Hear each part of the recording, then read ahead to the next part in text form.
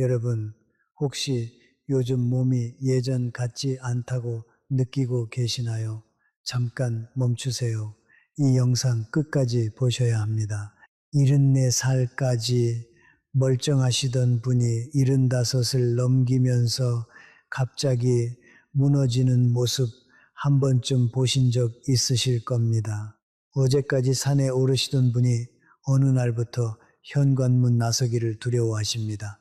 평생 또렷하시던 분이 친구 이름 하나를 떠올리지 못해 한참을 끙끙대십니다. 병원에 가면 이렇게 말합니다. 나이 드셔서 그래요. 하지만 여러분, 이건 단순히 나이 문제가 아닙니다. 의학계에서는 75이라는 나이를 몸의 붕괴선이라고 부릅니다. 이 시기를 모르고 그냥 지나치면 여든은커녕 앞으로의 10년도 버티기 힘들어집니다. 그런데 반대로 이 시기를 제대로 알고 준비하시면 90까지도 정정하게 사실 수 있습니다. 오늘 이 영상 하나가 여러분의 앞으로 20년을 완전히 바꿔놓을 겁니다. 이유가 있습니다. 들어보세요. 저는 지난 수년간 수많은 어르신들의 이야기를 듣고 곁에서 지켜보며 한 가지 놀라운 사실을 발견했습니다. 75이라는 나이는 그냥 달력 위의 숫자가 아니라 우리 몸 안에서 거대한 전환이 한꺼번에 일어나는 시기라는 것입니다. 똑같이 75을 맞아도 어떤 분은 아무렇지 않게 넘어가시고 또 어떤 분은 한순간에 무너지십니다. 그 차이가 무엇일까요? 머리가 좋고 나쁘고의 차이가 아닙니다. 돈이 많고 적고의 차이도 아닙니다. 바로 아느냐 모르느냐의 차이입니다. 그래서 오늘 저는 우리 몸에 무슨 일이 벌어지는지 그리고 무엇을 어떻게 하면 되는지 하나도 빠짐없이 말씀드리려고 합니다. 서울 아산병원 노년내과에서 발표한 자료에 따르면 75을 전후로 우리 몸에는 3가지 큰 변화가 거의 동시에 찾아온다고 합니다. 첫째는 근육입니다. 둘째는 심장과 폐입니다. 셋째는 뇌입니다. 이 3가지가 따로따로 천천히 오는 게 아니라 마치 약속이라도 한 듯이 같은 시기에 몰려옵니다. 그래서 본인도 가족도 당황하는 겁니다. 어제까지 멀쩡했는데 왜 갑자기 이러지 하면서요. 하지만 여기에 정말 중요한 희망이 하나 숨어 있습니다. 이 모든 변화는 완전히 막을 수는 없지만 그 속도를 늦추는 것은 얼마든지 가능하다는 사실입니다. 작은 습관 하나만 바꿔도 이후 10년이 통째로 달라집니다. 오늘 제가 그 구체적인 방법을 그것도 돈 한 푼 안 들이고 우리 집에서 바로 시작할 수 있는 방법으로 알려드리겠습니다. 오늘 우리가 함께 살펴볼 내용은 크게 이렇습니다. 먼저 75세 무너지는 세기둥, 근육과 심폐와 뇌를 하나씩 들여다보겠습니다. 그 다음 물과 약과 잠처럼 매일 우리가 무심코 지나치는 것들을 점검하겠습니다. 그리고 마지막으로 어떤 약보다 강력한 처방인 사람과의 관계 이야기, 그리고 75 이후의 마음가짐까지 함께 나누겠습니다. 끝까지 보시면 오늘부터 바로 실천할 수 있는 행동 목록을 정리해 드리겠습니다. 우리 함께 천천히 끝까지 가보겠습니다. 영상이 도움이 되셨다면 구독과 좋아요 한 번씩만 눌러주세요. 그 작은 손길이 더 많은 어르신들께 이 정보를 전해드리는 큰 힘이 됩니다. 자, 그러면 본격적으로 시작하겠습니다. 도대체 왜 우리 몸은 75에 갑자기 무너지는 것처럼 느껴질까요? 사실은 갑자기가 아닙니다. 우리 몸은 60 무렵부터 아주 천천히 조용히 변하고 있었습니다. 다만 그 변화가 너무 느려서 우리가 알아채지 못했을 뿐입니다. 그러다가 75쯤에 이르면 그동안 쌓여있던 변화들이 한꺼번에 겉으로 드러납니다. 마치 두 개 작은 금이 조금씩 가다가 어느 날 갑자기 물이 새어 나오는 것과 같습니다. 눅이 갑자기 무너진 게 아니라 보이지 않게 금이 가고 있었던 겁니다. 우리 몸도 똑같습니다.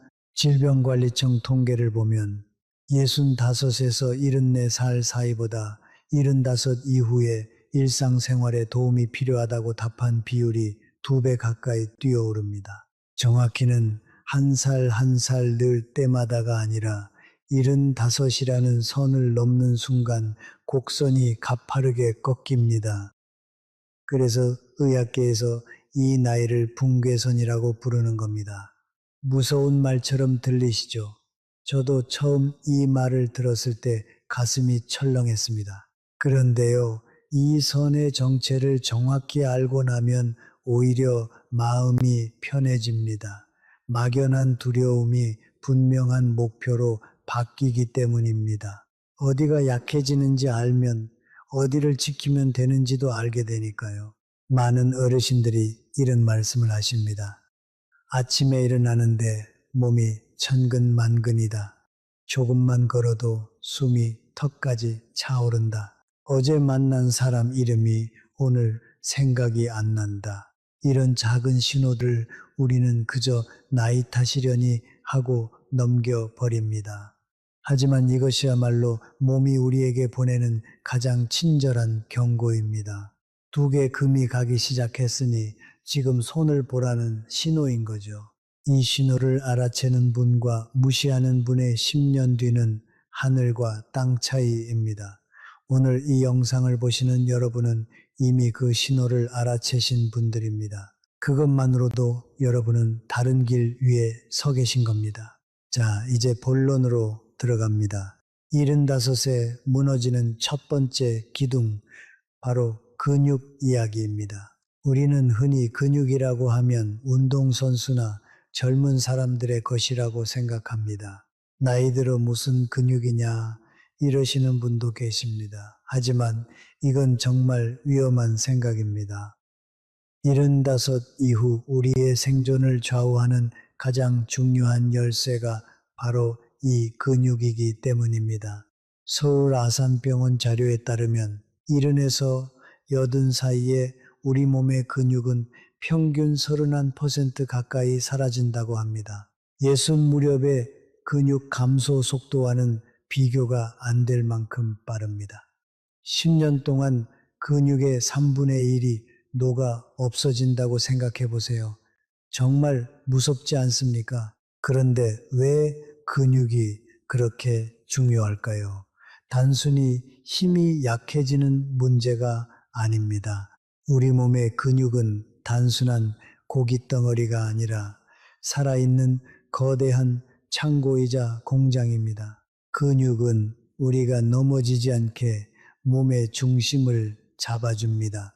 근육은 혈당을 끌어다가 저장하는 창고 역할도 합니다. 그래서 근육이 줄면 똑같이 먹어도 혈당이 더 잘 오릅니다. 게다가 근육은 우리 몸을 따뜻하게 데우고 면역과 회복에도 깊이 관여합니다.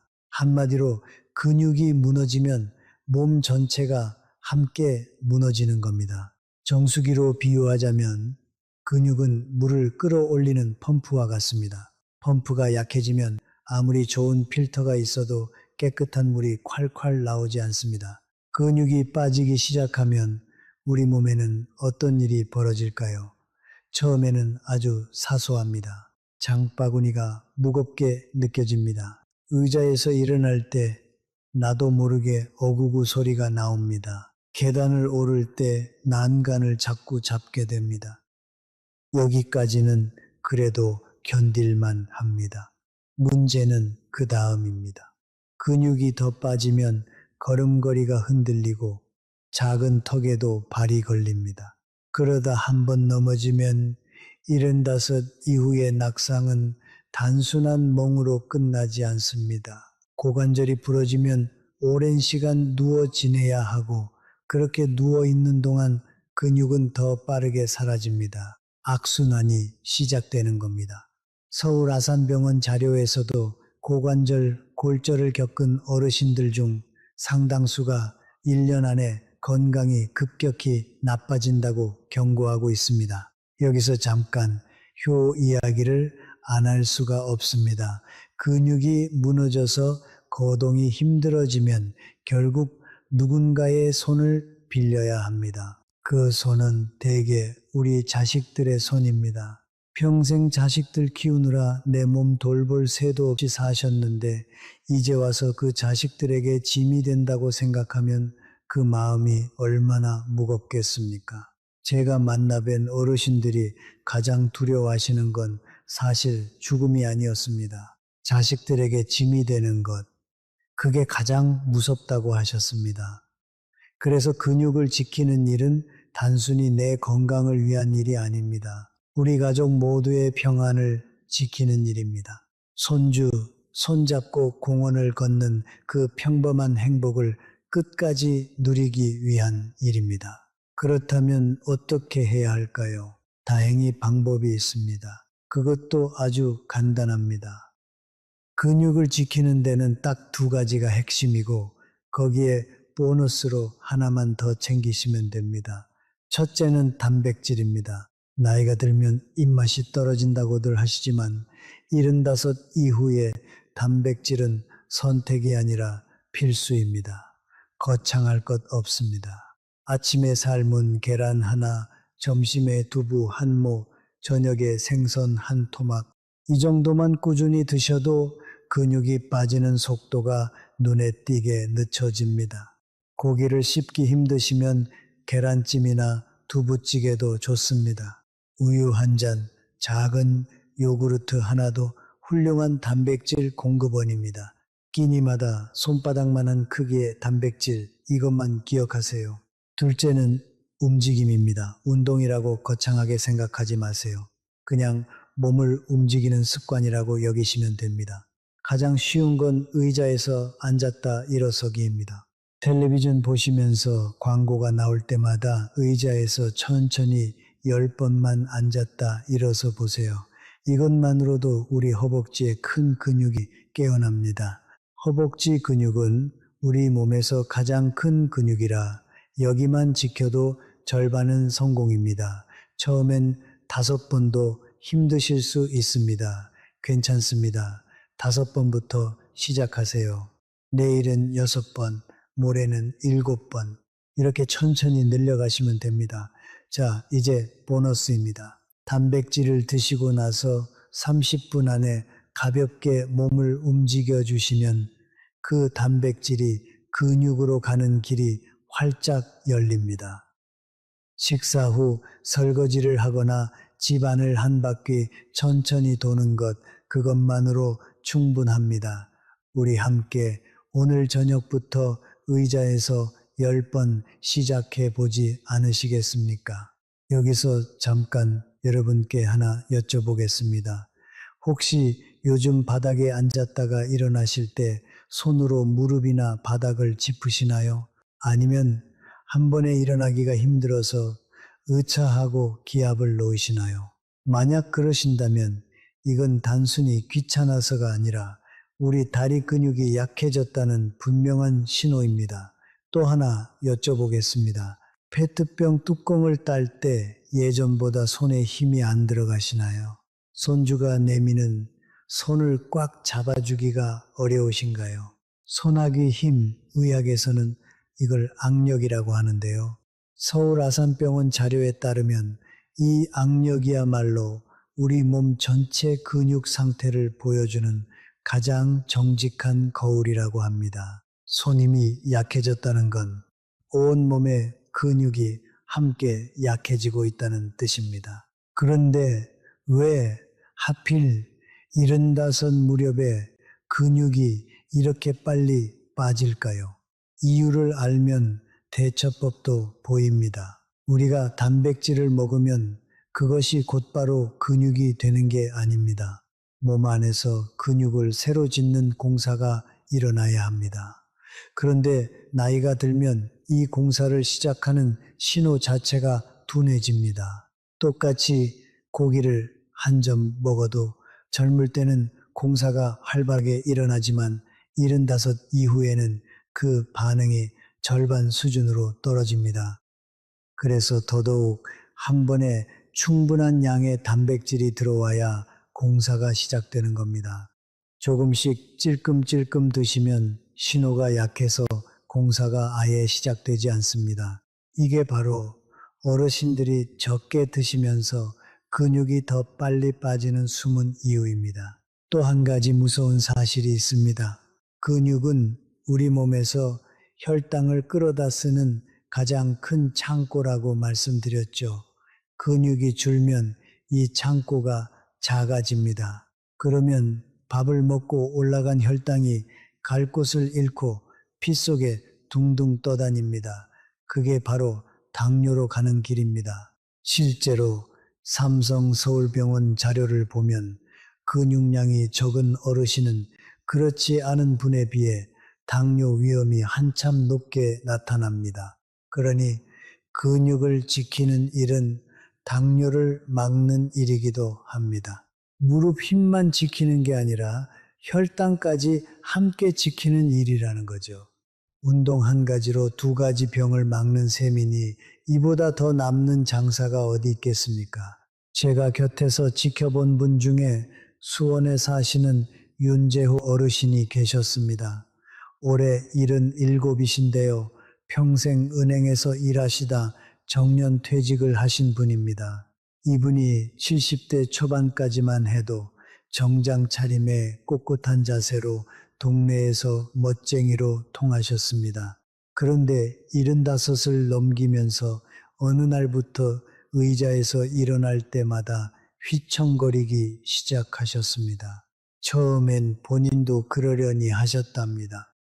그런데 한 번은 손주를 안아 올리려다 다리에 힘이 풀려 둘 다 주저앉을 뻔하셨대요.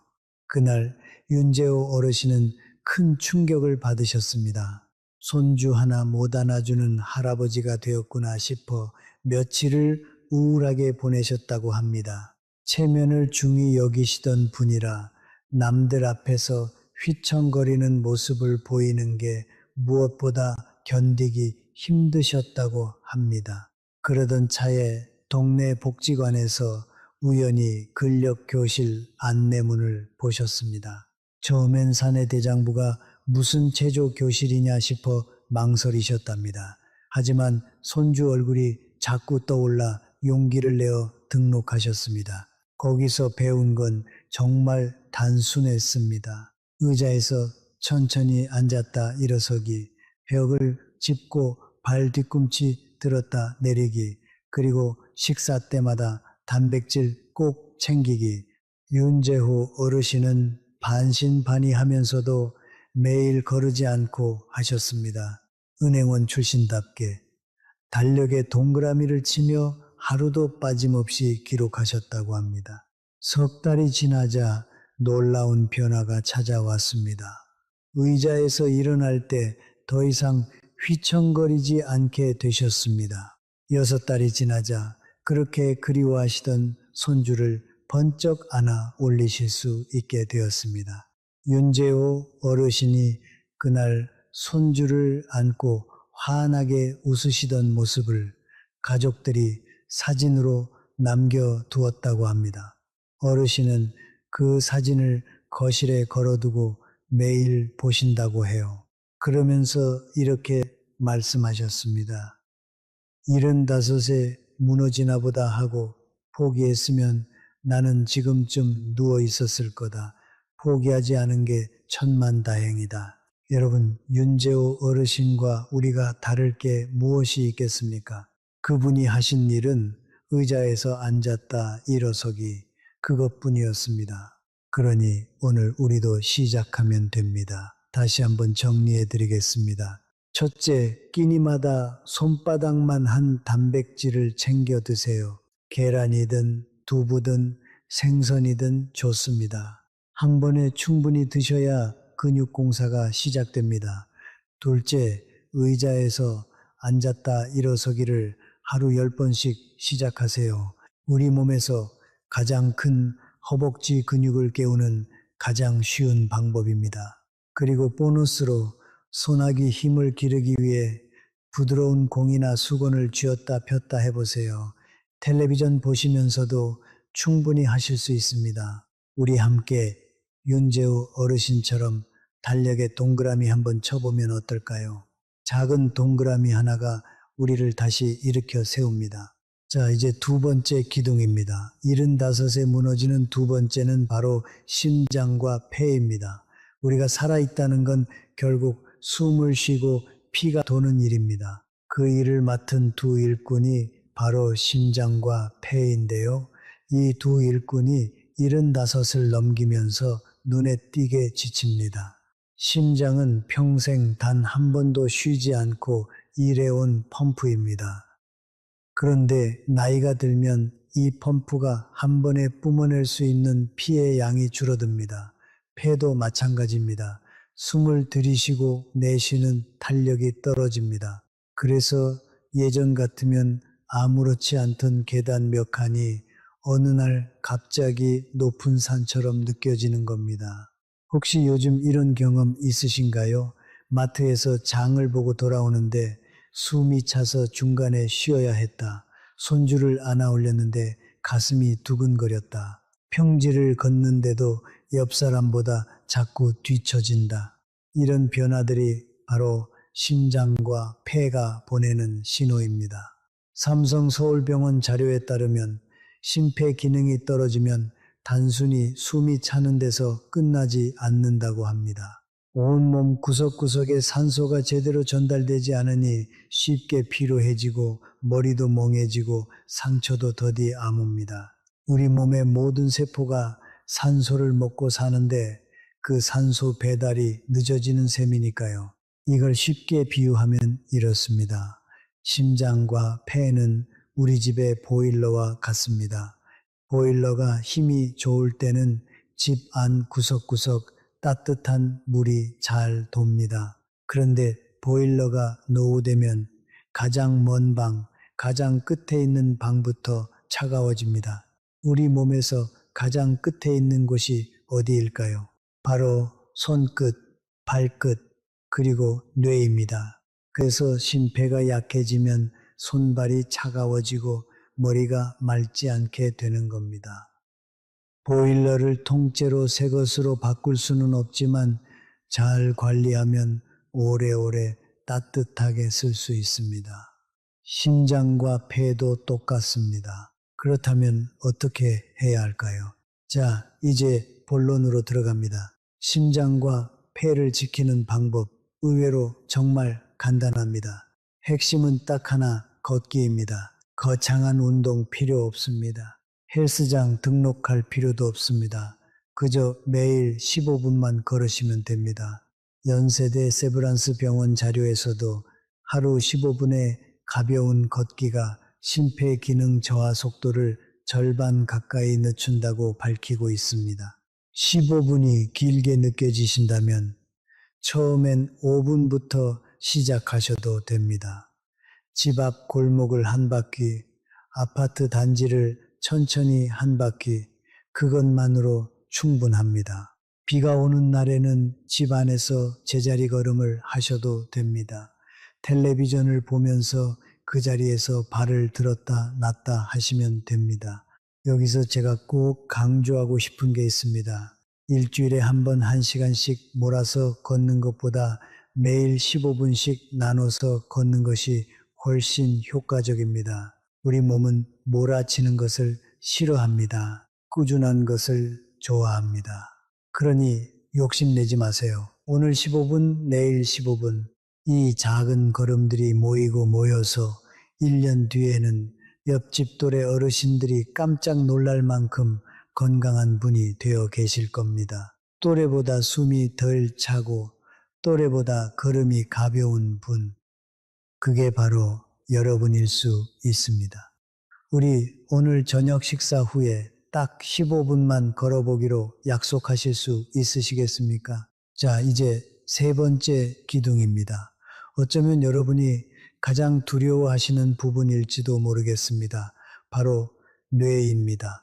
75을 넘기면 기억을 담당하는 뇌의 부분이 눈에 띄게 약해집니다.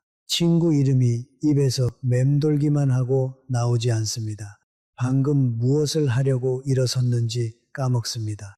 가스불을 껐는지 안 껐는지 자꾸 확인하게 됩니다. 이런 일이 잦아지면 누구나 같은 생각을 합니다. 혹시 내가 치매에 걸린 건 아닐까? 그 생각이 한번 들기 시작하면 밤에 잠도 안 오고 사람 만나기도 무서워집니다. 말하다가 이름을 못 떠올리면 창피할까봐 점점 집 안으로만 숨게 됩니다. 여기서 정말 중요한 사실을 하나 말씀드리겠습니다. 깜빡깜빡하는 것과 치매는 전혀 다릅니다. 고려대학교 병원 자료에 따르면 나이가 들어 단어가 잘 떠오르지 않는 것은 자연스러운 노화 현상이며 이것을 곧바로 치매와 연결 짓는 것은 잘못이라고 합니다. 열쇠를 어디 뒀는지 잊는 것은 노화입니다. 하지만 열쇠가 무엇에 쓰는 물건인지 모르는 것은 다른 문제입니다. 약속을 깜빡하는 것은 노화입니다. 하지만 약속을 했다는 사실 자체가 통째로 사라지는 것은 다른 문제입니다. 그러니 단어 하나 안 떠오른다고 너무 겁먹지 마세요. 그 두려움이 오히려 우리 뇌를 더 빨리 위축시킵니다. 그런데 왜 75세 뇌가 약해질까요? 우리 뇌도 결국 근육과 비슷합니다. 쓰면 살아나고 안 쓰면 굳습니다. 그런데 75 이후에 무슨 일이 벌어지나요? 은퇴를 하셨으니 머리 쓸 일이 줄어듭니다. 친구들이 하나둘 떠나면서 대화할 사람이 줄어듭니다. 외출이 줄어드니 새로운 자극을 받을 일이 줄어듭니다. 결국 뇌가 일을 안 하게 되는 겁니다. 일을 안 하는 뇌는 빠르게 녹슬어 갑니다. 마치 오랫동안 시동을 걸지 않은 자동차가 어느 날 갑자기 시동이 안 걸리는 것처럼 말입니다. 그러니 뇌가 약해지는 진짜 원인은 나이 그 자체가 아니라 뇌를 쓰지 않는 생활인 경우가 많습니다. 그렇다면 어떻게 뇌를 지킬 수 있을까요? 다행히 방법이 있습니다. 그리고 이 방법은 돈도 안 들고 오히려 즐겁기까지 합니다. 첫째는 대화입니다. 누군가와 이야기를 나누는 것만으로도 우리 뇌는 활발하게 움직입니다. 상대의 말을 듣고 이해하고 대답을 떠올리고 그 대답을 말로 옮기는 이 모든 과정이 뇌에게는 최고의 운동입니다. 하루에 단 10분이라도 누군가와 진짜 대화를 나누세요. 전화 한 통이면 충분합니다. 둘째는 새로운 것을 배우는 일입니다. 스마트폰으로 사진 보내는 법, 새로운 노래 한 곡, 화투든 바둑이든 손주에게 게임 하나 배우기, 무엇이든 좋습니다. 새로운 것을 익히는 그 순간 뇌에는 새로운 길이 뚫립니다. 자, 이제 보너스입니다. 잘 자는 것입니다. 깊은 잠을 자는 동안 우리 뇌는 낮에 쌓인 노폐물을 청소합니다. 잠이 곧 뇌 청소 시간인 셈이죠. 잠 이야기는 뒤에서 더 자세히 다루겠습니다. 자, 여기까지 75에 무너지는 새 기둥, 근육과 심폐와 뇌를 살펴봤습니다. 머리로는 이해가 되시는데, 그래서 실제로 사람이 어떻게 달라질 수 있다는 거냐 궁금하실 겁니다. 그래서 제가 실제로 곁에서 지켜본 한 분의 이야기를 들려드리겠습니다. 포항에서 작은 꽃집을 오래 하시다 가게를 정리하신 권순애님 이야기입니다. 올해 64이신데요. 이분이 어떻게 마음을 바꾸셨는지가 정말 중요합니다. 권순애님께는 2살 위 언니가 한 분 계셨습니다. 그 언니가 바로 이른이 채 안 되어 무너지기 시작하셨거든요. 권순애님의 언니는 67까지만 해도 정말 정정하셨다고 합니다. 매일 새벽 시장에 나가 일을 하셨고 동네 사람들 사이에서 부지런하기로 소문난 분이었습니다. 그런데 이른을 앞두고 무릎이 시큰거리기 시작하면서 그냥 나이 탓이려니 하고 바깥 출입을 줄이셨습니다. 무릎이 아프니 안 움직이고 안 움직이니 입맛이 없어 끼니를 거르고 끼니를 거르니 기운이 없어 더 안 움직이고 이렇게 악순환이 돌기 시작했습니다. 반년쯤 지나자 현관문 앞에서 어지러워 주저앉으셨고 그날 이후로는 아예 밖에 나가기를 무서워하셨습니다. 그렇게 좋아하시던 시장 구경도 끊고 친구들 연락도 끊고 점점 방 안으로만 숨어드셨습니다. 권순애님은 그 언니를 곁에서 지켜보며 가슴이 무너졌다고 하셨습니다. 그렇게 활기차던 언니가 단 1년 만에 다른 사람처럼 변해버린 겁니다. 그리고 동시에 무서운 생각이 들었다고 합니다. 나도 곧 저렇게 되는 거 아닌가. 언니랑 나랑 겨우 2살 차이인데 그때 권순애님은 결심하셨습니다. 언니가 걸어간 그 길을 나는 절대 똑같이 걷지 않겠다. 그래서 동네 보건소에서 하는 어르신 건강교실에 등록하셨습니다. 거기서 배운 것이 바로 오늘 제가 여러분께 말씀드린 그 내용들이었습니다. 75은 끝이 아니라 바뀌는 시기일 뿐이라는 것, 작은 것부터 바꾸면 된다는 것 말입니다. 권순애님이 시작하신 건 정말 사소했습니다. 아침마다 집 앞 공원을 천천히 한 바퀴 걷기, 끼니마다 삶은 계란 하나씩 더 먹기, 그리고 일주일에 한 번은 언니에게 전화를 걸어 같이 산책 나가자고 끌어내기, 본인만 챙긴 게 아니라 언니까지 끌어낸 겁니다. 처음 두어 달은 별 변화가 없었다고 합니다. 솔직히 이게 무슨 소용인가 싶기도 했답니다. 그런데 석 달이 지나자 신기한 일이 벌어졌습니다. 무릎 통증으로 바깥 출입을 끊으셨던 언니가 동생 손에 이끌려 매일 조금씩 걷다 보니 다시 시장에 나가기 시작하신 겁니다. 권순애님, 본인도 계단을 올라도 예전만큼 숨이 차지 않게 되었다고 하셨습니다. 권순애님이 제게 하신 말씀이 오래 기억에 남습니다. 75이 무섭다고들 하는데 알고 보니 무서운 건 75이 아니라 아무것도 안 하고 가만히 있는 거더라. 이 말씀 여러분 가슴에도 와닿으시나요? 권순애님은 언니가 무너지는 모습을 보고 미리 준비하셨습니다. 그리고 그 준비가 언니까지 다시 일으켜 세웠습니다. 여러분도 똑같이 하실 수 있습니다. 아니, 지금 이 영상을 보고 계신 여러분은 이미 그 첫걸음을 떼신 겁니다.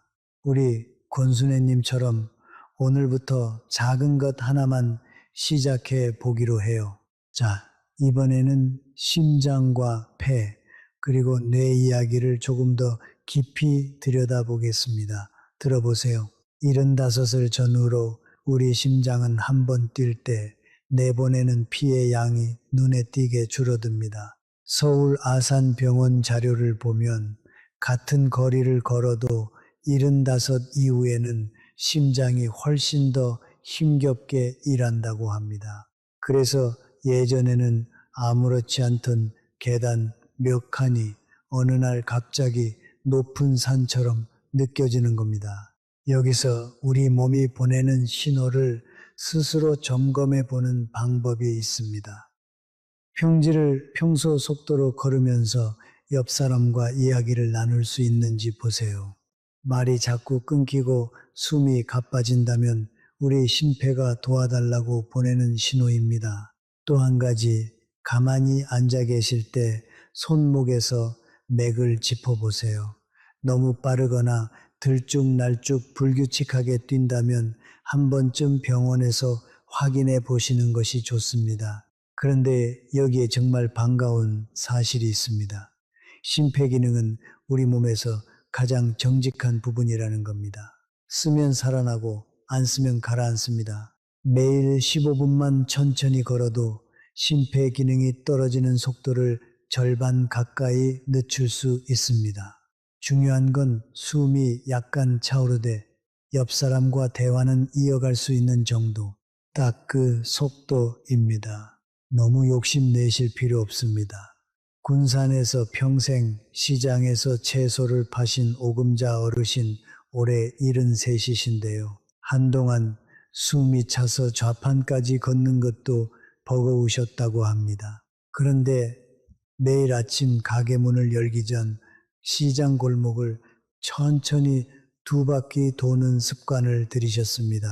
처음엔 한 바퀴도 힘드셨지만 석 달이 지나자 좌판까지 거뜬히 걸으시게 됐습니다. 거창한 운동이 아니었습니다.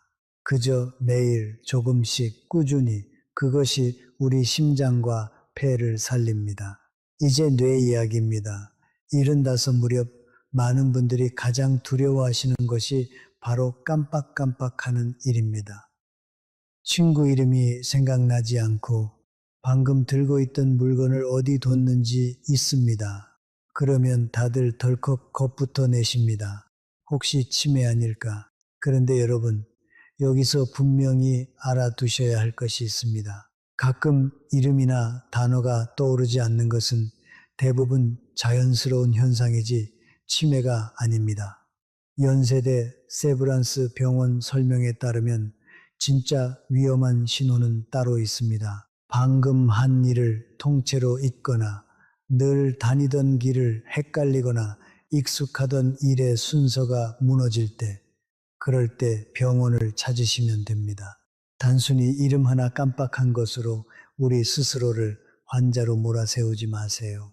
그 두려움 자체가 오히려 뇌를 더 위축시킵니다. 뇌를 젊게 지키는 방법은 의외로 단순합니다.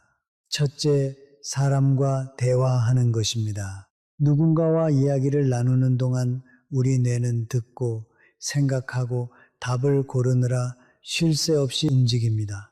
대화 한 번이 가장 좋은 두뇌 체조입니다. 둘째, 새로운 것을 배우는 것입니다. 핫투든 스마트폰이든 노래든 상관없습니다. 익숙하지 않은 것을 익히는 그 과정이 뇌에 새로운 길을 냅니다. 셋째, 손을 부지런히 쓰는 것입니다. 요리, 텃밭, 가꾸기, 글씨 쓰기처럼 손끝을 움직이는 일이 뇌를 깨웁니다. 천안에서 평생 한복을 지으신 한정숙 어르신은 76이신데요. 손주에게 배운 스마트폰으로 매일 짧은 글을 한 줄씩 적으십니다. 처음엔 자판 누르는 것도 더디셨지만 이제는 옛 친구들과 안부도 주고받으십니다. 그 작은 습관 덕에 깜빡하는 일이 부쩍 줄었다고 하십니다. 우리 뇌는 나이와 상관없이 쓰면 쓸수록 다시 길을 냅니다. 그러니 우리 함께 오늘도 뇌에게 작은 일감을 주어 봅시다. 한 가지 덧붙이자면 심장과 폐를 위해 하루에 단 몇 분 깊은 숨을 쉬는 습관도 큰 도움이 됩니다. 편안히 앉아 코로 천천히 넷을 세며 숨을 들이마시고 다시 천천히 6을 세며 입으로 내쉬어 보세요. 이렇게 10번만 반복해도 가슴이 한결 트이고 마음이 차분해집니다. 삼성서울병원 자료에서도 이런 느린 호흡이 심장의 부담을 덜어주고 혈압을 안정시키는 데 도움이 된다고 합니다. 약을 한 알 더 먹는 것보다 이렇게 우리 몸이 스스로 가진 힘을 깨우는 것이 때로는 더 든든합니다. 아침에 눈을 떴을 때 그리고 잠들기 전에 한 번씩 이 작은 호흡 하나가 우리 심장을 오래도록 지켜줍니다. 뇌 이야기를 조금만 더 해보겠습니다. 아까 깜빡깜빡하는 것과 치매는 다르다고 말씀드렸죠. 그런데 많은 어르신들이 이 두려움 때문에 오히려 건강을 해치십니다. 무슨 말이냐면요. 혹시 치매면 어쩌나 하는 걱정에 사람 만나기를 피하고 새로운 일을 시도하지 않게 되는 겁니다. 그런데 바로 그 회피가 뇌를 더 빨리 굳게 만듭니다.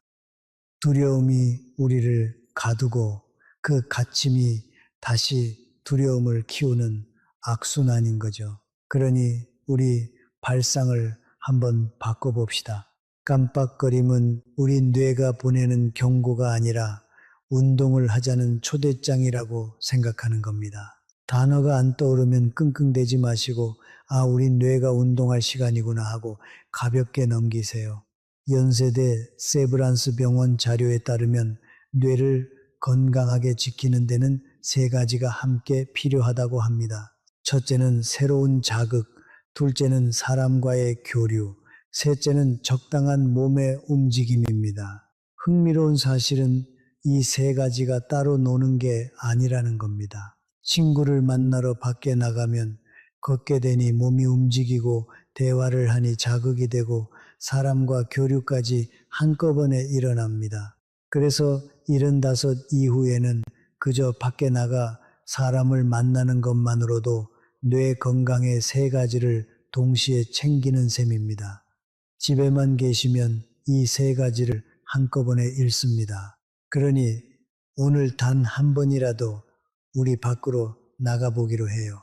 여기에 더해 75 이후 꼭 챙겨야 할 숨은 기둥이 하나 더 있습니다. 바로 균형 감각입니다. 근육이 아무리 튼튼해도 중심을 잡는 균형 감각이 무너지면 넘어집니다.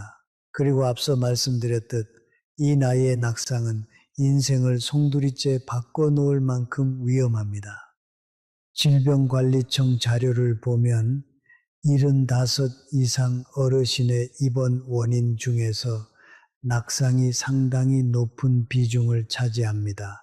길에서 크게 다치는 것보다 사실은 집안에서 넘어지는 경우가 더 많습니다. 화장실 문턱, 거실 전기선, 미끄러운 욕실 바닥, 이런 곳들이 우리 집 안에 숨은 함정입니다. 균형 감각은 다행히 아주 간단한 방법으로 기를 수 있습니다.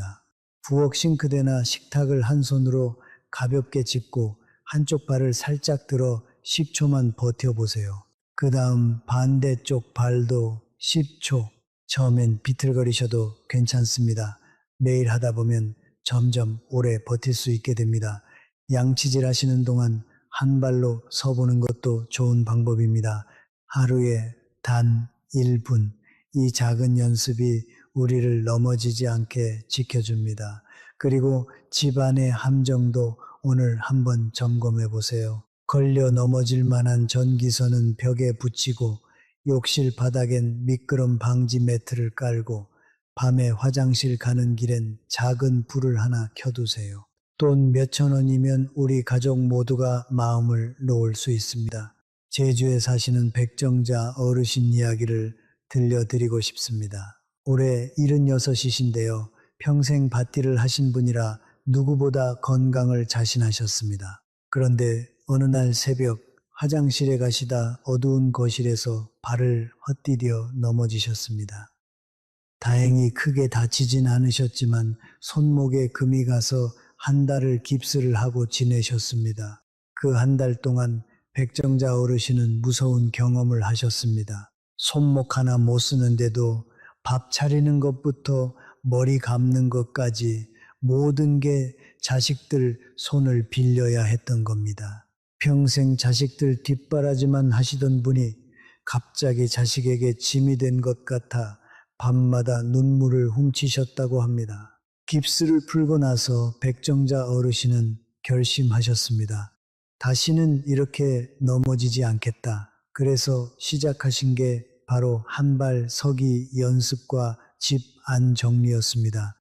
어두운 새벽길을 위해 작은 등을 하나 켜두고 욕실엔 미끄럼 매트를 깔고 매일 밭에 나가기 전 부엌에서 한 발 서기를 하셨습니다. 1년이 지난 지금 백정자 어르신은 다시 밭일을 하시며 이렇게 말씀하십니다. 넘어지고 나서야 알았다. 건강은 안 아플 때 지키는 거더라. 여러분, 우리는 백정자 어르신처럼 넘어지고 나서 깨닫지 말고 오늘 미리 준비합시다. 한 발 서기 10초, 그리고 집안의 작은 함정 치우기. 이 두 가지면 우리 가족 모두가 두 발 뻗고 잘 수 있습니다. 자, 한 가지 더 75 이후 우리가 꼭 챙겨야 할 것이 있습니다. 바로 몸의 온기와 혈액순환입니다. 들어보세요. 나이가 들면 손끝과 발끝이 유난히 차가워집니다. 한여름에도 발이 시리다고 하시는 분들이 많습니다. 이것은 단순히 추위를 잘 타는 것이 아니라 우리 몸 구석구석으로 피를 밀어보내는 힘이 약해졌다는 신호입니다. 고려대학교 병원 자료에 따르면 손발이 차고 저린 증상을 오래 방치하면 면역력까지 함께 떨어진다고 합니다. 우리 몸은 따뜻해야 제 기능을 합니다. 체온이 조금만 떨어져도 면역을 지키는 일꾼들이 게을러지고 그러면 작은 감기 하나도 크게 앓게 됩니다. 그러니 75 이후에는 무엇보다 몸을 따뜻하게 지키는 일이 중요합니다. 스스로 점검해 보는 방법이 있습니다. 가만히 앉아 양쪽 발을 만져보세요. 한쪽 발만 유난히 차거나 발 색깔이 창백하거나 걷고 나면 종아리가 쥐어짜듯 아프다면 한 번쯤 병원에서 혈관 상태를 확인해 보시는 것이 좋습니다. 평소에는 이렇게 챙기시면 됩니다. 첫째, 발을 늘 따뜻하게 하세요. 양말을 신고 주무시고 잠들기 전 따뜻한 물에 발을 10분만 담그셔도 혈액순환이 한결 좋아집니다. 둘째, 자주 움직이세요. 한 자리에 오래 앉아 계시면 다리 아래쪽에 피가 고입니다.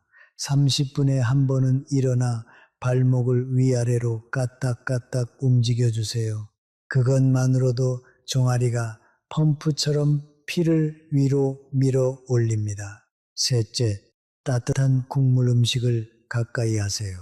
된장국이나 미역국 한 그릇이 몸을 안에서부터 데웁니다. 면역력은 거창한 약으로 지키는 것이 아닙니다. 잘 자고 잘 먹고 따뜻하게 지내고 적당히 움직이는 그 평범한 일상이 우리 몸의 가장 든든한 방패입니다. 대구에 사시는 문옥분 어르신, 올해 74이신데요. 한동안 잔병 치레가 끊이질 않으셨습니다. 감기가 떨어질만 하면 또 걸리고 늘 몸이 으슬으슬하다고 하셨습니다. 그런데 매일 밤 따뜻한 물에 발을 담그고 양말을 신고 주무시고 아침마다 된장국 한 그릇을 챙겨 드시기 시작하셨습니다. 2달이 지나자 손발 시린 증상이 눈에 띄게 줄고 그 잦던 감기도 거의 사라졌다고 합니다. 특별한 비결이 아니었습니다. 그저 우리 몸을 따뜻하게 그리고 부지런히 움직여 주는 것, 그것이 75 이후 우리 면역을 지키는 가장 확실한 방법입니다. 우리 어르신들 오늘 밤부터 따뜻한 양말 한 켤레부터 챙겨 신어보세요. 자, 여기서 잠깐 숨을 고르며 지금까지 나눈 이야기를 정리해 보겠습니다. 우리는 75이라는 붕괴선에서 무너지는 세 기둥을 살펴봤습니다. 첫째, 근육, 단백질과 움직임으로 지킨다. 둘째, 심장과 폐, 매일 15분 걷기로 지킨다. 셋째, 뇌, 대화와 새로운 배움으로 지킨다. 여기까지 따라오셨으면 절반은 오신 겁니다. 정말 잘하고 계십니다. 그런데요, 이 세 기둥을 떠받치는 보이지 않는 바닥이 또 있습니다. 우리가 매일 무심코 지나치는 것들, 바로 물과 약과 잠입니다. 이 세 가지를 놓치면 아무리 걷고 단백질을 챙겨도 밑 빠진 독에 물 붓기가 됩니다. 지금부터 이 바닥을 단단히 다지는 법을 말씀드리겠습니다. 먼저 물입니다. 여러분, 하루에 물 몇 잔이나 드시나요? 많은 어르신들이 이렇게 말씀하십니다. 나는 목이 안 말라서 물을 잘 안 마셔. 바로 그게 함정입니다. 나이가 들면 우리 몸은 목마름을 느끼는 감각 자체가 둔해집니다. 몸은 물이 부족해서 비상이 걸렸는데 정작 뇌는 목마르다는 신호를, 그래서 75 이후에는 목이 마르지 않아도 의식적으로 물을 챙겨 드셔야 합니다.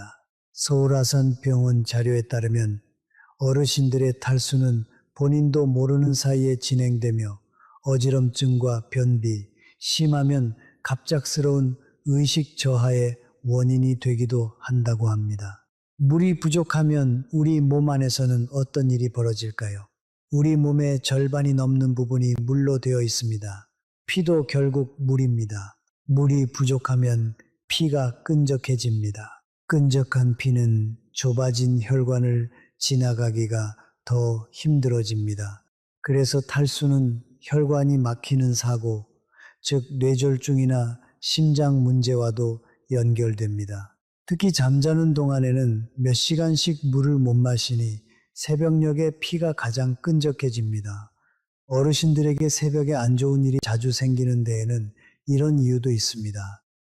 무섭게 들리시겠지만 반대로 생각하면 물 한 잔으로 막을 수 있는 일이라는 뜻이기도 합니다. 방법은 정말 쉽습니다. 시간을 정해놓고 마시는 겁니다. 목마름에 의지하지 마시고 시계에 의지하세요. 아침에 일어나자마자 한 잔, 점심 드시기 전 한 잔, 저녁 드시기 전 한 잔, 그리고 잠자리에 들기 한두 시간 전에 한 잔, 이렇게만 챙겨도 하루에 필요한 물을 거의 다 채우실 수 있습니다. 특히 아침에 일어나서 마시는 미지근한 물 한 잔은 밤새 끈적해진 피를 부드럽게 풀어주고 굳어있던 장을 깨워줍니다. 하루를 여는 가장 좋은 습관입니다. 맹물이 영 싫으시면 보리차나 결명자차도 좋습니다. 다만 커피나 진한 녹차는 오히려 물을 빼앗아 가니 물 대신으로 생각하시면 안 됩니다. 자, 이제 두 번째 바닥입니다. 바로 약 관리입니다. 75을 넘기면 대부분 한두 가지 이상의 약을 드시게 됩니다.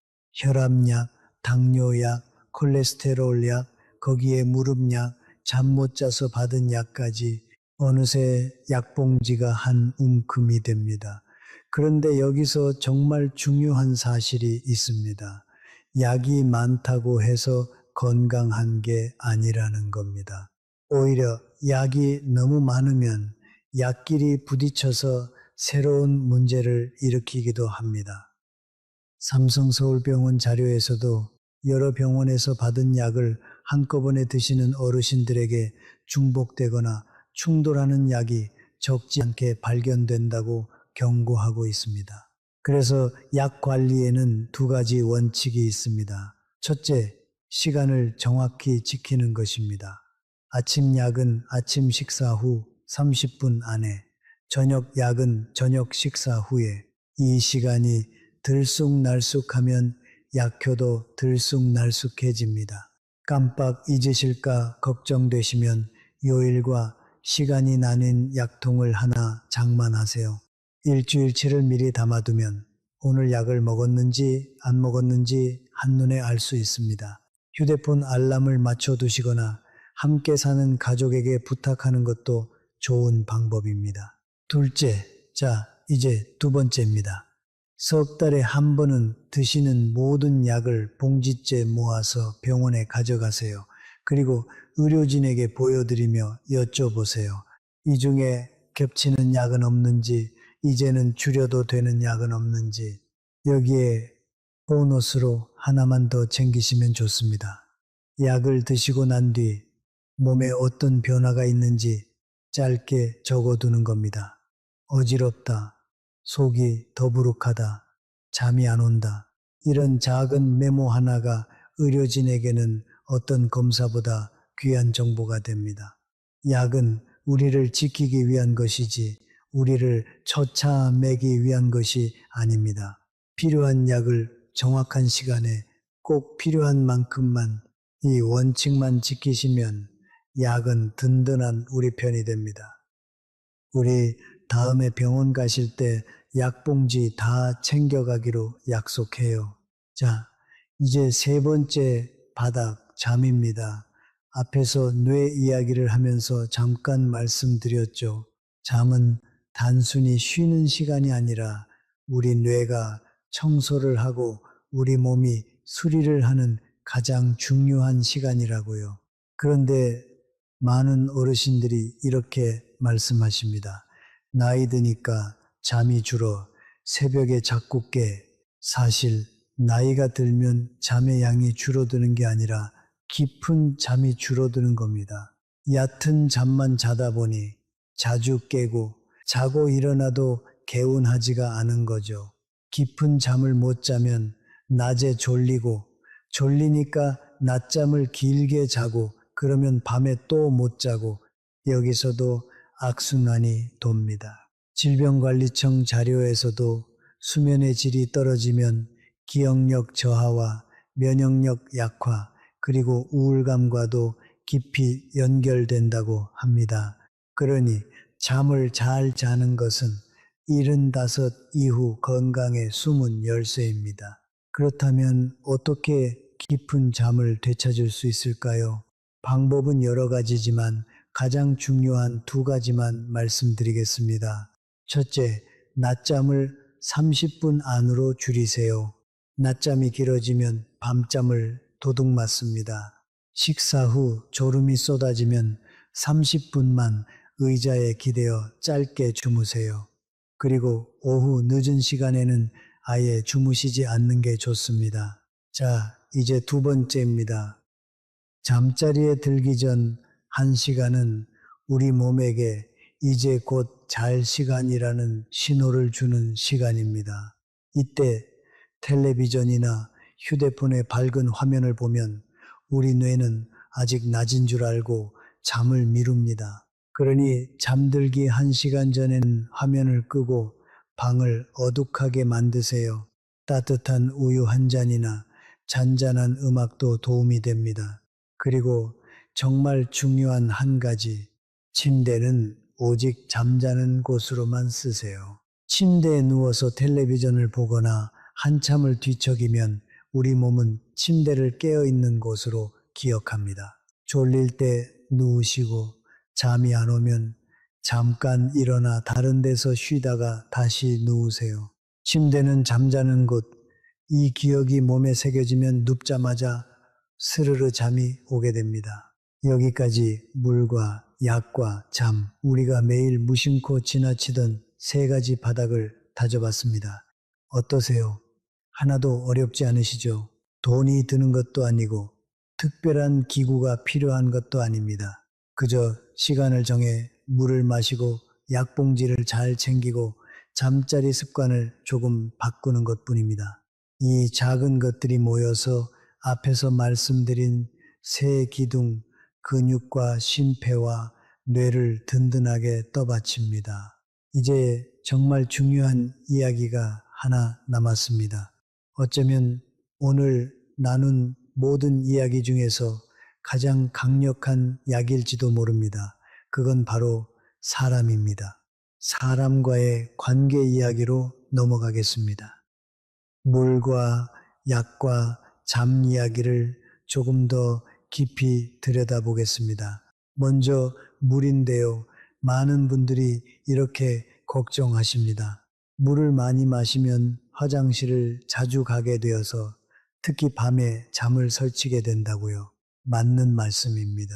그래서 요령이 필요합니다. 물은 낮 동안에 넉넉히 나눠 드시고 잠자리에 들기 2시간 전부터는 양을 줄이세요. 이렇게 하면 낮에는 충분히 수분을 채우면서도 밤에 화장실 때문에 깨는 일을 줄일 수 있습니다. 그리고 한 번에 벌컥벌컥 마시기보다 한 모금씩 천천히 자주 드시는 게 우리 몸에 훨씬 잘 흡수됩니다. 마치 마른 화분에 물을 줄 때 한꺼번에 부으면 다 흘러내리지만 조금씩 주면 흙이 촉촉하게 머금는 것과 같은 이치입니다. 또 한 가지, 우리 몸에 물이 부족한지 아닌지 스스로 확인하는 쉬운 방법이 있습니다. 소변색을 보시면 됩니다. 맑은 노란빛이면 충분한 것이고 진한 갈색에 가까우면 물이 부족하다는 신호입니다. 화장실에 가실 때마다 한 번씩 살펴보세요. 우리 몸이 보내는 가장 솔직한 신호니까요. 손등을 살짝 꼬집어 보는 방법도 있습니다. 꼬집었다 놓았을 때 피부가 금방 원래대로 돌아오면 괜찮고 한참 동안 그대로 있으면 물이 부족한 겁니다. 이렇게 우리 몸의 신호를 읽는 습관을 들이면 큰 병을 미리미리 막을 수 있습니다. 약 이야기로 넘어가 보겠습니다. 약을 드실 때 정말 조심해야 할 것이 하나 있습니다. 바로 자기 마음대로 약을 끊는 일입니다. 혈압약이나 당뇨약을 한동안 드시다 보면 몸이 좀 괜찮아진 것 같아서 이제 안 먹어도 되겠지 하고 슬그머니 끊으시는 분들이 계십니다. 이게 정말 위험합니다. 고려대학교 병원 자료에서도 혈압약을 임의로 중단하는 것이 가장 위험한 행동 중 하나라고 경고합니다. 약을 먹어서 혈압이 정상이 된 것이지 병이 나아서 정상이 된 게 아니기 때문입니다.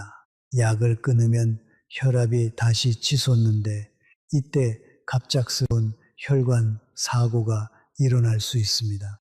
그러니 약을 줄이거나 끊는 일은 반드시 의료진과 먼저 상의하세요. 그리고 약과 함께 드시면 안 되는 음식도 알아두시면 좋습니다. 자몽이라는 과일은 일부 혈압약이나 콜레스테롤 약과 부딪혀서 약효를 너무 세게 만들 수 있습니다. 또 혈액을 묽게 하는 약을 드시는 분은 시금치나 미역 같은 음식을 갑자기 많이 드시면 약효가 흔들릴 수 있습니다. 너무 복잡하게 생각하실 것 없습니다. 새로운 약을 받으실 때 약사 선생님께 이 약이랑 같이 먹으면 안 되는 게 있나요? 하고 딱 한마디만 여쭤보세요. 그 한마디가 우리 건강을 지키는 든든한 울타리가 됩니다. 약은 정수기 필터를 청소하는 약품과 같습니다. 제대로 쓰면 깨끗한 물을 주지만 아무렇게나 쓰면 오히려 탈이 납니다. 마지막으로 잠 이야기를 조금 더 해보겠습니다. 천안에 사시는 서영순 어르신 이야기인데요. 올해 66이시고 평생 약국을 운영하셨던 분입니다. 그런데 가게를 정리하고 은퇴하신 뒤로 깊은 불면증에 시달리셨습니다. 밤마다 두세 시간씩 천장만 바라보다 새벽이 되어서야 겨우 잠이 드셨다고 합니다. 잠을 못 자니 낮에 늘 멍하고 머리가 안 돌아가니 또 치매 걱정이 들고 그 걱정 때문에 또 잠이 안 오고 서영순 어르신은 이 악순환에 갇혀 몇 달을 고생하셨습니다. 약사 출신이시라 수면제에 의존하는 게 얼마나 위험한지 잘 아셨기에 약에 손 떼지 않고 버티시느라 더 힘드셨다고 합니다. 그러던 중 동네 건강 강좌에서 잠에 관한 이야기를 들으셨습니다. 거기서 배운 대로 서영순 어르신은 생활을 조금씩 바꾸셨습니다. 아무리 잠을 못 잤어도 아침 7시면 반드시 일어나 커튼을 활짝 열고 햇빛을 쬐셨습니다. 낮잠은 점심 후 딱 20분만, 저녁 6시 이후로는 커피를 끊으셨고 잠들기 1시간 전엔 휴대폰을 멀리 두고 따뜻한 물로 발을 담그셨습니다. 처음 일주일은 별 효과가 없었답니다. 하지만 2주, 3주가 지나자 신기하게도 잠드는 시간이 점점 빨라졌습니다. 지금 서영순 어르신은 약 한 알 없이도 밤이면 스르르 잠이 든다고 하십니다. 서영순 어르신이 하신 말씀이 인상 깊었습니다. 잠은 억지로 자려고 하면 더 안 온다. 그냥 낮을 잘 보내면 밤은 저절로 따라오더라. 정말 맞는 말씀입니다. 좋은 잠은 밤에 만들어지는 게 아니라 낮에 만들어집니다. 낮에 햇빛 보고 몸을 움직이고 사람을 만나면 밤에 잠이 알아서 찾아옵니다. 그러니 우리 잠이 안 온다고 너무 애태우지 맙시다. 대신 낮을 알차게 보내는데 마음을 쏟아봅시다.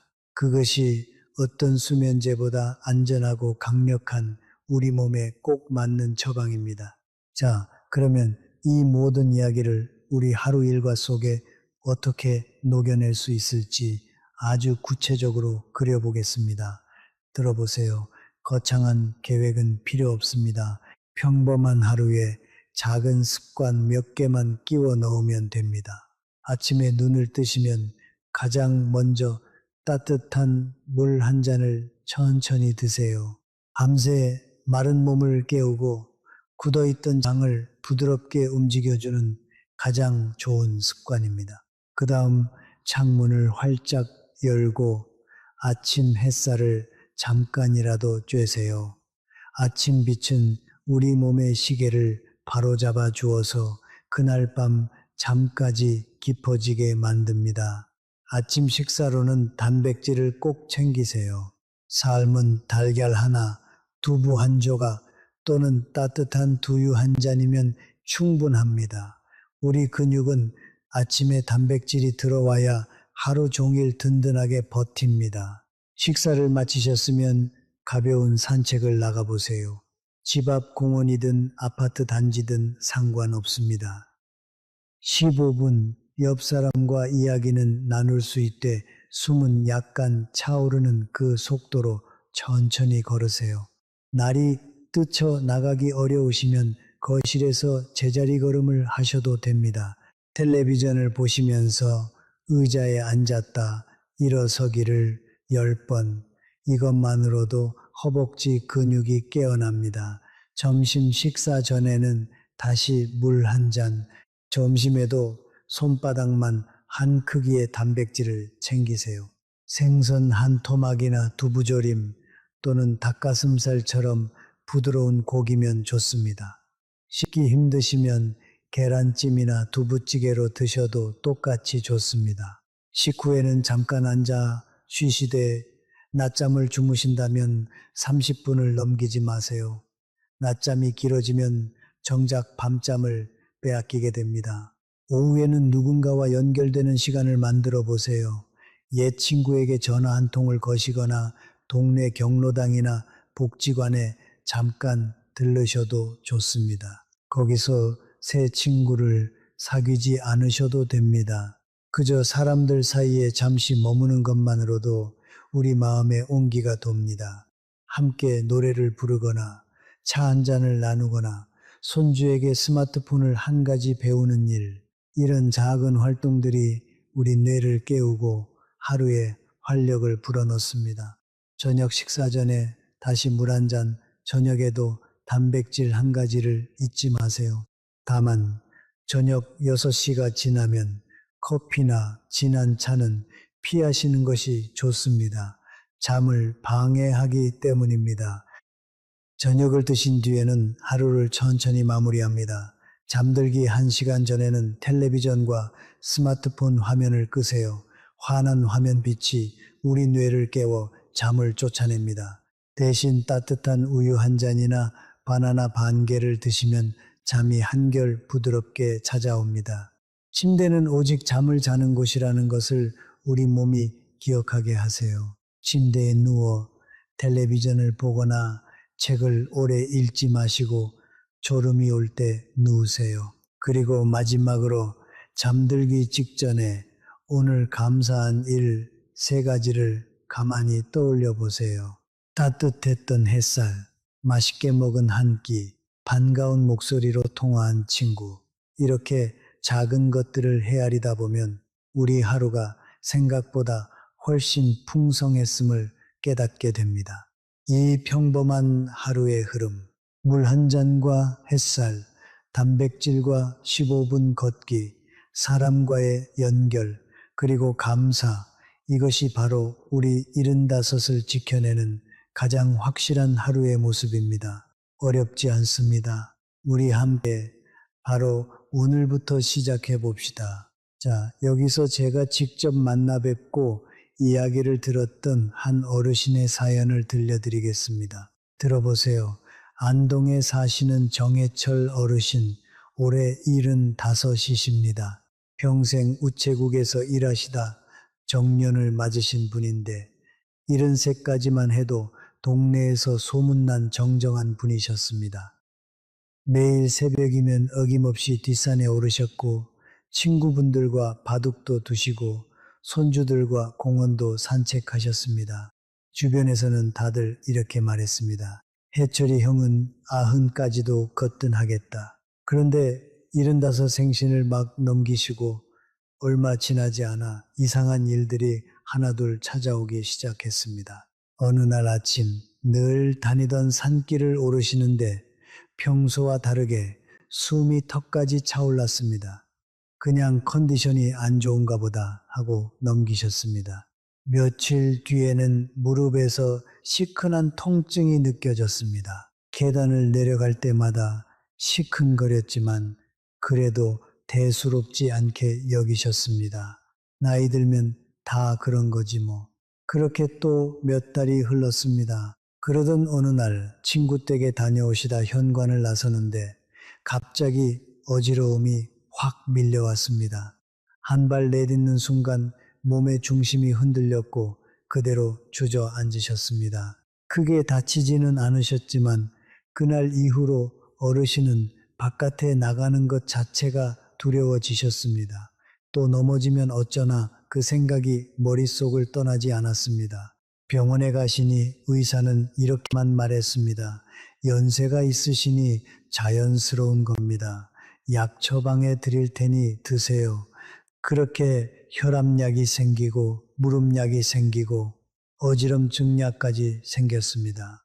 약봉지가 늘어날수록 어르신의 마음은 점점 무거워졌습니다.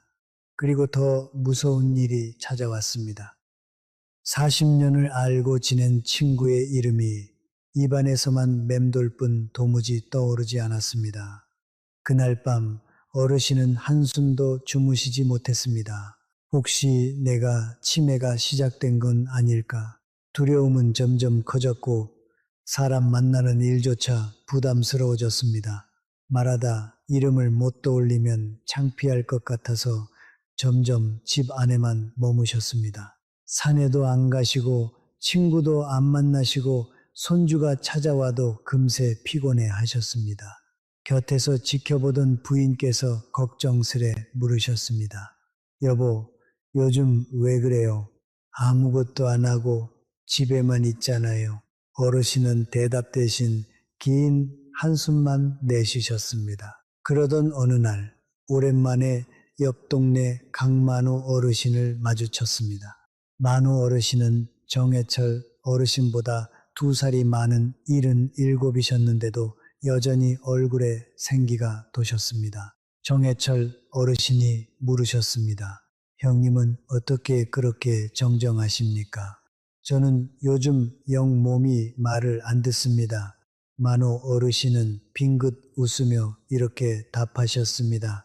나도 75 넘기고 한참을 힘들었어. 무릎도 쑤시고 숨도 차고 자꾸 깜빡깜빡하고 그런데 동네 보건소 프로그램에서 한 가지를 배웠지.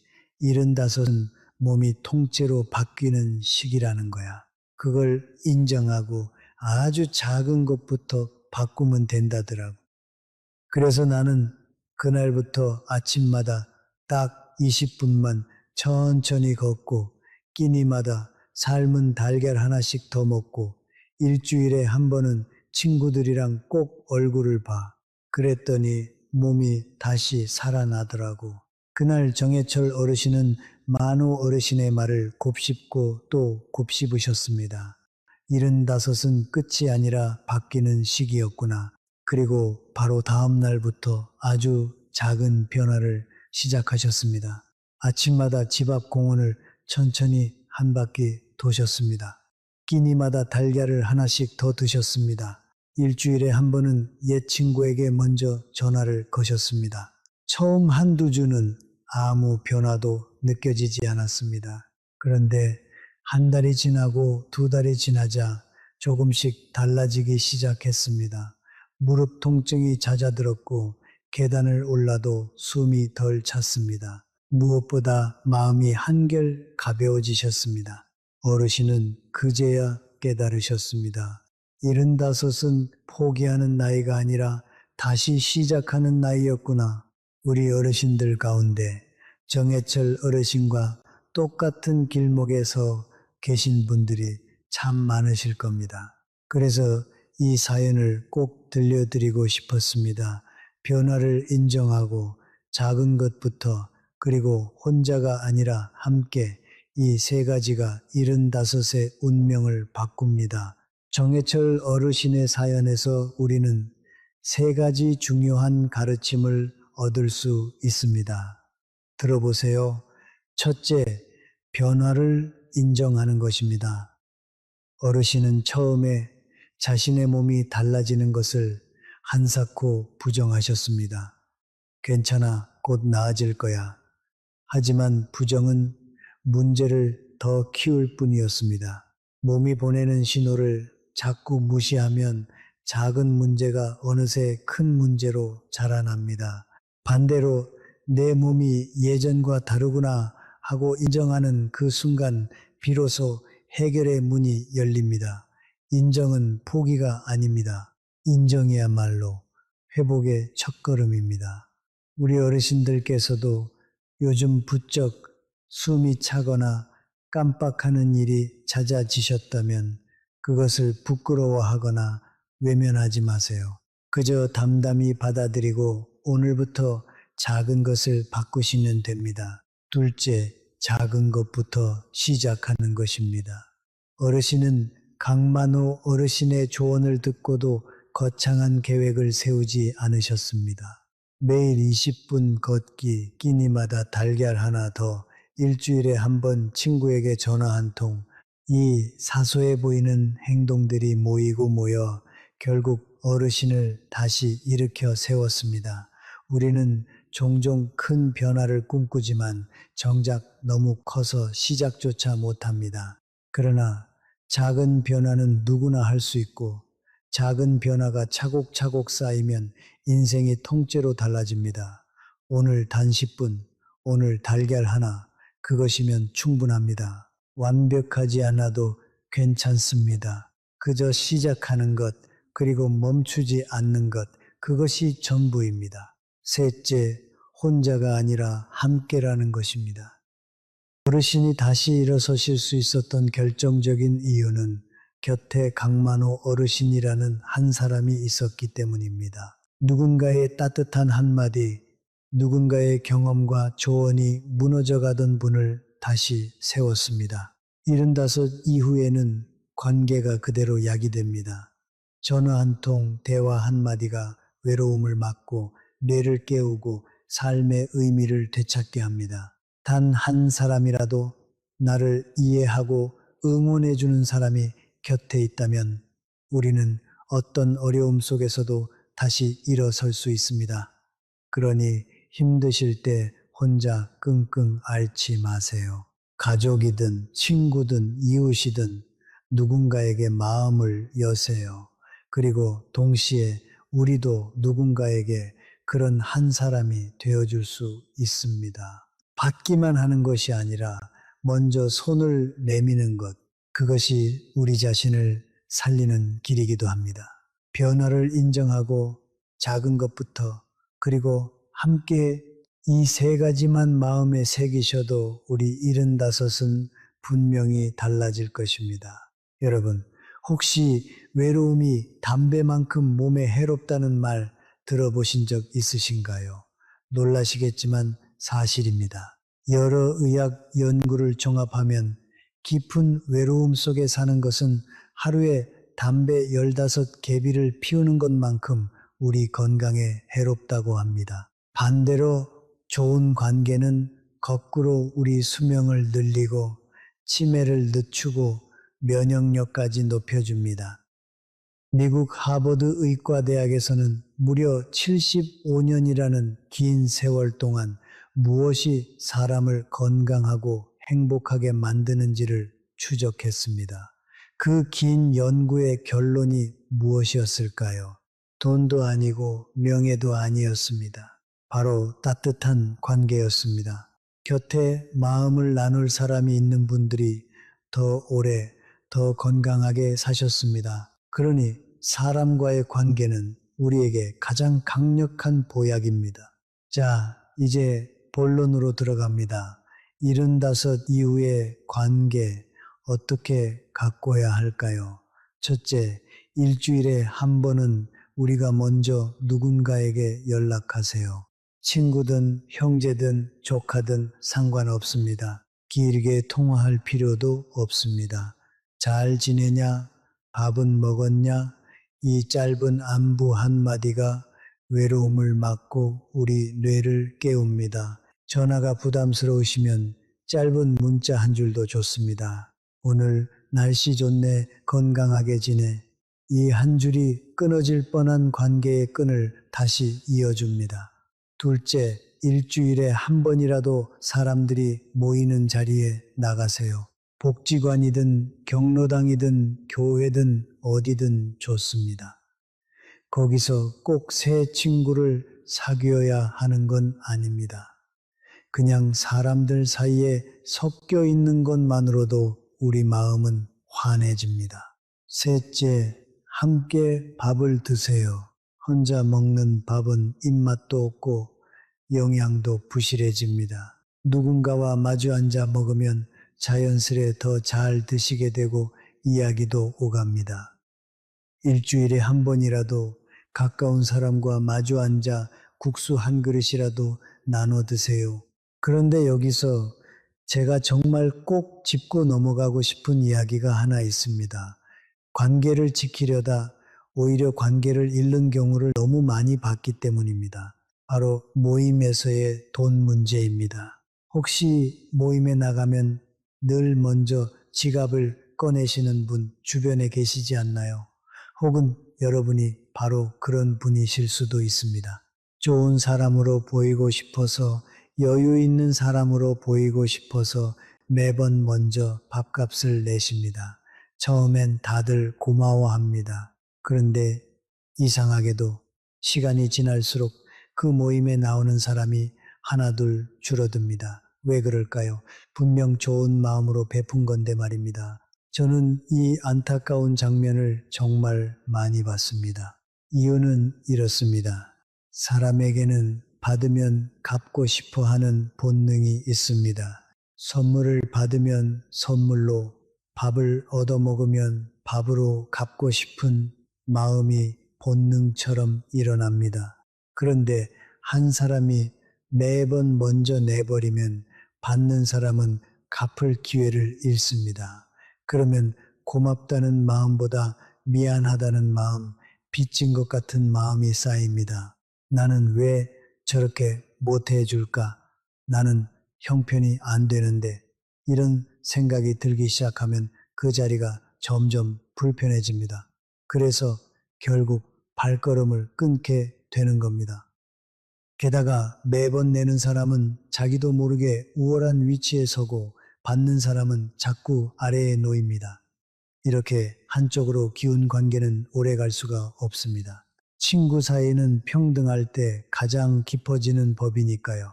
그러니 진짜 오래가는 관계를 원하신다면 모임에서는 각자 내거나 돌아가며 내세요. 그게 너무 야박해 보일까요? 천만에요. 각자 낼 때 서로 부담이 없어 더 자주 만나게 되고 빚진 마음이 없으니 더 편하게 연락하게 됩니다. 요즘은 계산도 쉽습니다. 카드로 나눠서 계산도 되고 송금도 간편합니다. 만약 정말 한턱 내고 싶으시다면 아무 날에나 내지 마시고 특별한 날을 고르세요. 생일이나 회갑, 손주가 태어났거나 자녀가 결혼한 날, 그런 날에 축하의 뜻으로 내시면 받는 사람도 명분이 있으니 부담 없이 기쁘게 받습니다. 베푸는 사람도 기쁘고 받는 사람도 기쁜, 그게 진짜 우리가 바라는 따뜻한 관계입니다. 그리고 정말 마음을 전하고 싶으시다면 돈보다 더 귀한 것을 나누세요. 친구가 힘들 때 곁에서 이야기를 들어주는 것, 아플 때 한번 들여다보는 것, 텃밭에서 기른 상추 한 봉지, 손수 담근 김치 한 통을 건네는 것, 이런 작은 정성이 비싼 밥 한 끼보다 100배는 더 마음에 남습니다. 돈으로 살 수 없는 시간과 손길이 담겨 있으니까요. 우리 옛 어른들이 말씀하시던 정이라는 게 바로 이런 겁니다. 비싼 것을 주고받는 게 아니라 마음을 주고받는 것. 자, 이제 하나 더 중요한 게 있습니다. 칭찬과 격려를 아끼지 마세요.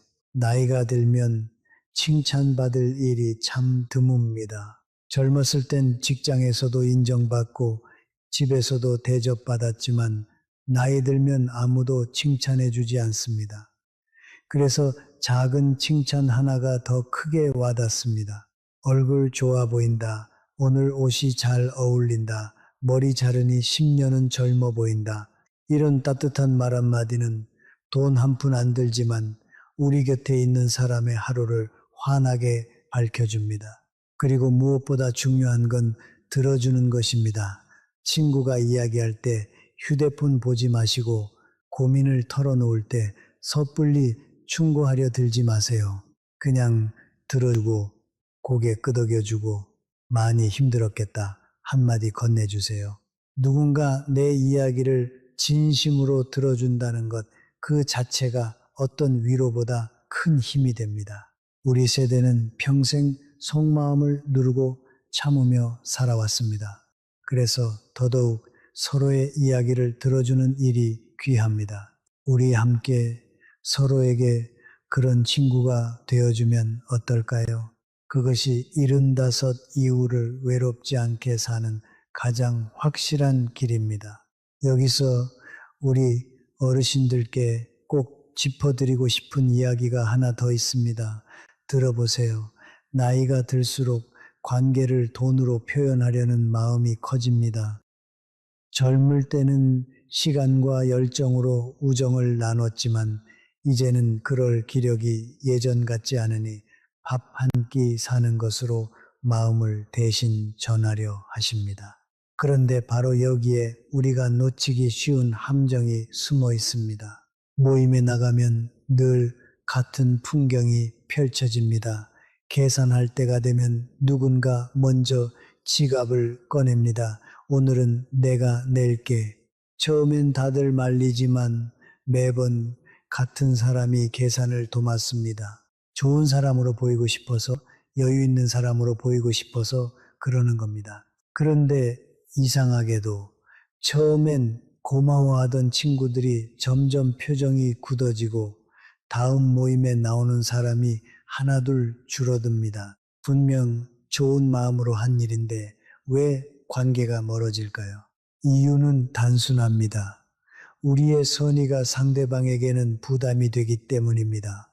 사람의 마음에는 받으면 갚고 싶어 하는 본능이 있습니다. 그런데 나이가 들면 갚을 기회도 여유도 예전만 못합니다.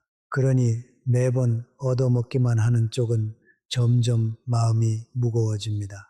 친구 사이인데 빚진 기분이 들고 나는 왜 저 사람만큼 못해줄까 하는 생각에 자존심이 상합니다.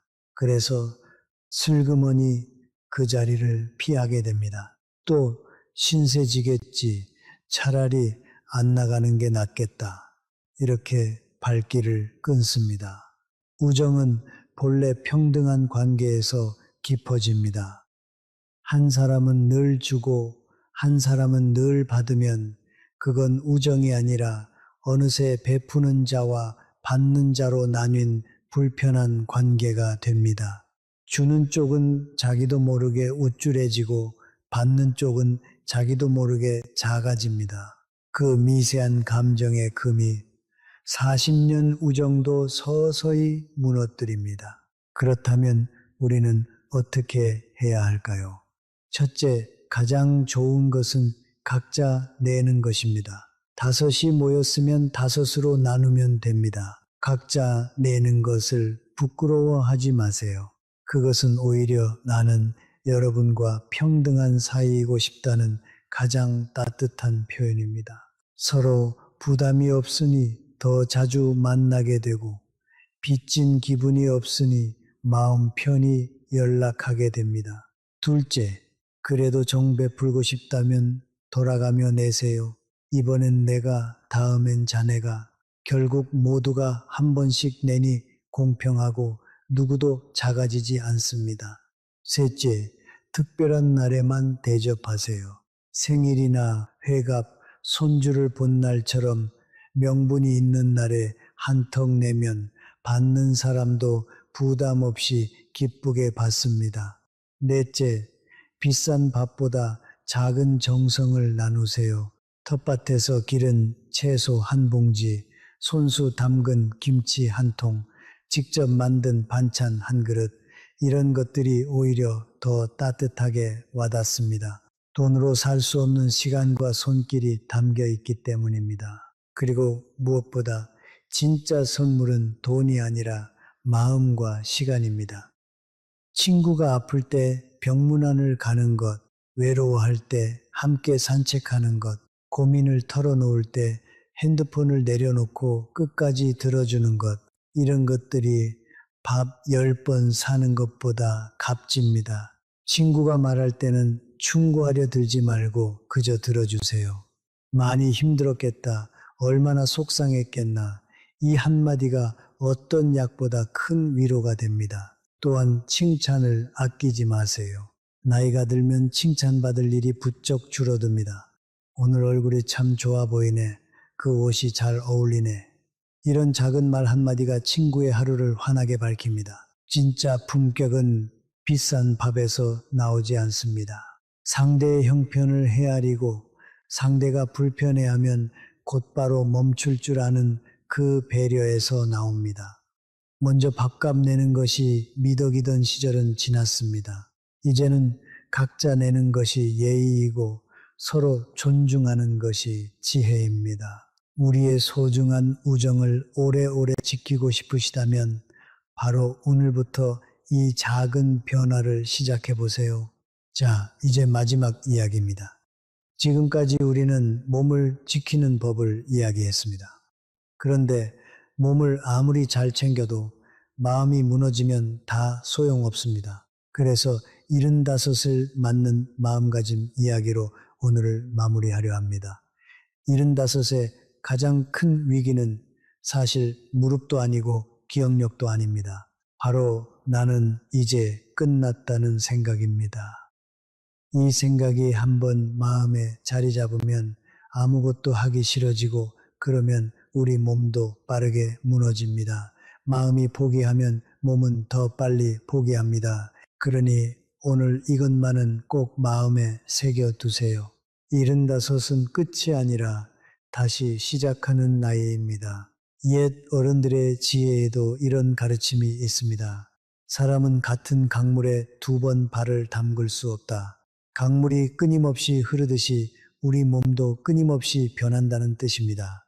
20살의 몸, 50살의 몸, 75의 몸은 모두 다릅니다. 그런데 우리는 자꾸 예전의 몸에 집착합니다. 예전엔 이 정도는 거뜬했는데 하면서 자신을 탓합니다.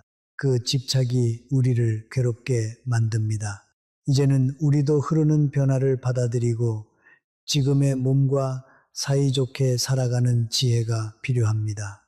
천천히 걷는 것도 걷는 것이고 한 번에 못하면 2번에 나눠 하면 됩니다. 느려진 게 잘못이 아닙니다. 느려진 나를 미워하는 게 우리를 더 아프게 합니다. 마음을 다스리는데 가장 좋은 약은 감사입니다. 거창한 게 아닙니다. 매일 밤 잠들기 전에 오늘 감사했던 일 3가지만 떠올려 보세요. 따뜻한 햇살 한 줌, 맛있게 먹은 한 끼, 걸려온 자식의 안부 전화, 이렇게 작은 것들을 하나씩 헤아리다 보면 우리 삶이 생각보다 훨씬 풍요롭다는 걸 깨닫게 됩니다. 어떤 분은 이렇게 말씀하실지 모릅니다. 아픈 대투성이인데 뭐가 감사하냐. 그 마음 충분히 이해합니다. 하지만 바로 그럴 때일수록 아직 내 2발로 화장실에 갈 수 있음에, 아직 자식 목소리를 알아들을 수 있음에 감사해 보세요. 감사는 없는 것을 만들어내는 게 아니라 이미 있는 것을 발견하는 일입니다. 또 이런 말씀도 드리고 싶습니다. 나이가 든다는 것은 잃기만 하는 것이 아닙니다. 우리는 젊음을 잃지만 대신 지혜를 얻습니다. 빠른 걸음을 잃지만 대신 천천히 보는 여유를 얻습니다. 무엇보다 더 이상 남의 눈치를 보지 않아도 되는 자유를 얻습니다. 우리 세대는 평생 자식 키우느라, 식구들 먹여 살리느라 내가 진짜 원하는 것은 늘 뒤로 미루며 사셨습니다. 가난한 시절엔 내 한 몸 돌볼 겨를도 없이 그저 묵묵히 견뎌 오셨습니다. 우리 모두 그동안 정말 고생 많으셨습니다. 이제는 정말로 나 자신을 위해 사셔도 되는 때가 왔습니다. 손주를 위해서가 아니라 나를 위해서 걷고 누구에게 보이기 위해서가 아니라 내가 건강하고 싶어서 단백질을 챙기는 겁니다. 그리고 75 이후에는 의미를 찾는 일이 무엇보다 중요합니다. 한 심리학자는 이렇게 말했습니다. 사람을 살게 하는 것은 행복이 아니라 의미라고요. 거창한 의미가 아니어도 좋습니다. 아침에 일어나 화분에 물을 주는 일, 텃밭에 상추를 돌보는 일, 손주에게 옛 이야기를 들려주는 일, 이웃에게 먼저 인사를 건네는 일, 이런 작은 일들이 우리에게 오늘 하루를 살아갈 이유가 되어줍니다. 살아갈 이유가 있는 사람은 쉽게 무너지지 않습니다. 그러니 여러분, 오늘 하루 내가 누군가에게 혹은 무언가에게 작은 보탬이 될 일 한 가지를 찾아보세요. 그 한 가지가 우리를 다시 살게 합니다. 마지막으로 두려움 이야기를 하고 싶습니다. 75이 무섭다고들 합니다. 앞으로 더 약해질까봐, 자식에게 짐이 될까봐, 혼자 남을까봐 두렵습니다. 그 두려움 너무나 자연스러운 마음입니다. 하지만 두려움에 사로잡혀 아무것도 안 하면 그 두려워하던 일이 더 빨리 찾아옵니다. 반대로 오늘 작은 것 하나라도 시작하면 두려움은 조금씩 자신감으로 바뀝니다. 어제보다 한 발짝 더 걸었나, 어제보다 계란 하나 더 챙겨 먹었나, 이 작은 성취들이 모여 나는 아직 할 수 있다는 믿음이 됩니다. 그 믿음이야말로 75 이후를 환하게 밝히는 가장 큰 등불입니다. 우리 두려움 대신 작은 한 걸음을 선택합시다. 그리고 마음에 대해 한 가지를 더 말씀드리고 싶습니다. 들어보세요. 우리는 나이가 들면서 참 많은 것을 잃습니다. 젊음을 잃고 한창 때의 체력을 잃고 일하던 자리를 잃고 곁을 떠나는 사람들을 보냅니다. 그래서 자꾸 잃은 것만 헤아리게 됩니다. 예전엔 안 그랬는데, 예전엔 거뜬했는데, 그런데 여러분, 잃은 것만 세다 보면 마음은 점점 메말라 갑니다. 같은 75이라도 잃은 것을 보며 한숨 짓는 분과 얻은 것을 보며 미소 짓는 분의 삶은 하늘과 땅 차이입니다. 우리가 나이를 먹으며 잃기만 했을까요? 아닙니다. 우리는 그 세월 동안 지혜를 얻었습니다. 서두르지 않는 여유를 얻었습니다. 작은 일에 흔들리지 않는 단단함을 얻었고 누구의 눈치도 보지 않아도 되는 자유를 얻었습니다. 이 얻은 것들은 젊음을 주고도 바꿀 수 없는 귀한 것들입니다. 삶의 의미는 거창한 데 있지 않습니다. 매일 아침 일어나 창문을 여는 것, 화분에 물을 주는 것, 이웃에게 먼저 인사를 건네는 것, 손주의 전화를 받는 것, 이런 사소한 일상의 순간들이 모여 우리 삶의 의미가 됩니다. 행복을 억지로 묵으려 애쓰지 마세요. 대신 오늘 하루 안에서 작은 의미를 찾으세요. 누군가에게 따뜻한 말 한마디를 건넸다면, 화분 하나를 정성껏 돌봤다면, 친구의 이야기를 끝까지 들어줬다면 그 하루는 이미 의미로 가득 찬 하루입니다. 그러니 우리 오늘부터는 이렇게 살아봅시다. 아침에 눈을 뜨면 잃은 것을 세는 대신 오늘 내가 할 수 있는 작은 일 하나를 떠올립시다. 그리고 밤에 잠들기 전에는 오늘 감사한 일 3가지를 가만히 헤아립시다. 이 작은 마음의 습관 하나가 우리 75 이후의 하루하루를 완전히 다른 빛깔로 물들일 것입니다. 몸을 지키는 일도 중요하지만 결국 그 몸을 살아 움직이게 하는 것은 우리의 마음입니다. 마음이 살아있으면 몸도 따라서 다시 일어섭니다. 자, 여기서 잠시 마음을 더 깊은 곳까지 들여다보겠습니다. 들어보세요. 75이라는 나이는 단순히 몸이 바뀌는 시기가 아닙니다. 마음의 결이 통째로 달라지는 시기이기도 합니다. 옛 어느 현인은 인생의 후반기를 비로소 진짜 나 자신이 되어가는 시기라고 했습니다. 젊을 때 우리는 남의 눈에 맞춰 살았습니다. 자식 키우느라, 직장에서 인정받느라, 체면을 지키느라 정작 내가 원하는 삶은 뒤로 미뤄두었습니다. 그런데 75이 넘으면 비로소 그 무거운 짐들을 내려놓을 수 있습니다. 더 이상 누구에게 잘 보일 필요가 없습니다.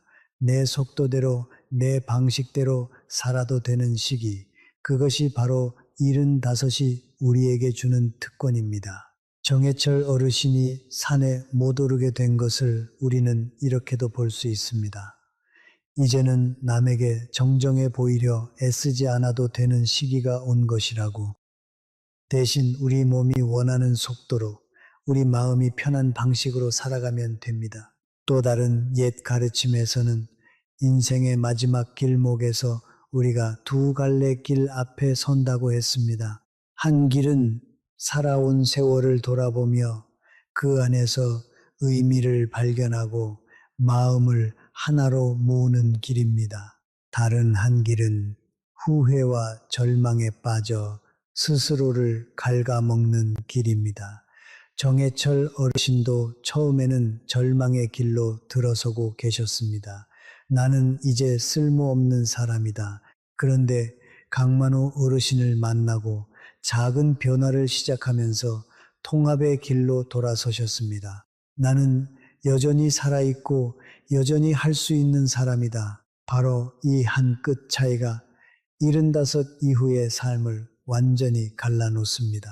그러니 우리 지나온 세월을 후회의 눈으로 보지 맙시다. 그 안에는 우리가 웃고 울고 사랑하고 견뎌낸 위대한 이야기가 가득 담겨 있습니다. 그 세월이 지금의 우리를 만들었습니다. 옛 로마의 한 현인은 이런 말을 남겼습니다. 인생은 본래 짧은 것이 아니라 우리가 짧게 만드는 것이다. 많은 분들이 75이 되면 이제 남은 시간이 얼마 없다고 한숨을 쉬십니다. 그런데 정말 중요한 것은 시간의 길이가 아니라 시간의 깊이입니다.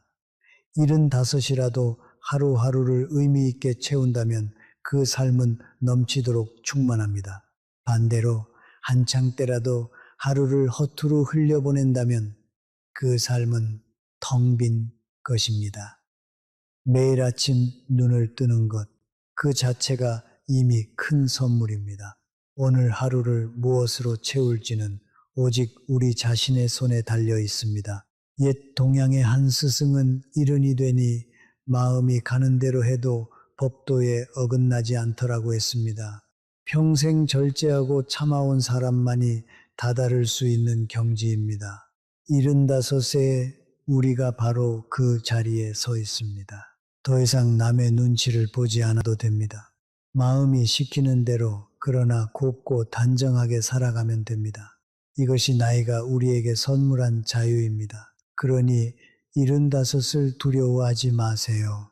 잃은 것만 헤아리지 마세요. 우리는 분명 젊음과 체력을 조금 잃었지만 그 대신 지혜와 여유와 너그러움과 자유를 얻었습니다. 어느 쪽을 바라보며 살 것인가? 그 선택이 우리의 남은 20년을 결정합니다. 정해철 어르신은 희망 쪽을 바라보기로 하셨습니다. 그리고 그 선택이 어르신의 인생을 다시 살려냈습니다. 우리도 충분히 할 수 있습니다. 바로 오늘, 지금 이 순간부터 말입니다. 그리고 우리 어르신들 마음 한구석에는 늘 자식 걱정이 자리하고 있습니다. 내가 아프면 자식들이 고생할 텐데, 내가 누우면 손주들이 마음 아파할 텐데, 그 마음이 바로 우리가 건강을 지켜야 할 가장 큰 이유이기도 합니다. 우리가 매일 15분을 걷고 끼니마다 단백질을 챙기고 약을 제때 먹는 것은 단지 우리 자신만을 위한 일이 아닙니다. 자식들에게 짐이 되지 않고 손주들 앞에서 정정한 모습을 오래오래 보여주려는 그 깊은 사랑의 표현입니다.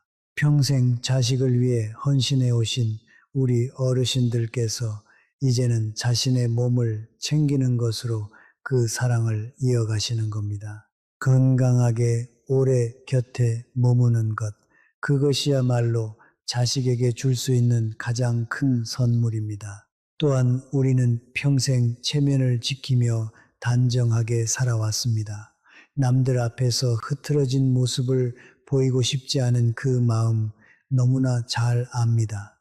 그러나 건강을 챙기는 일에는 체면을 내려놓으셔도 됩니다.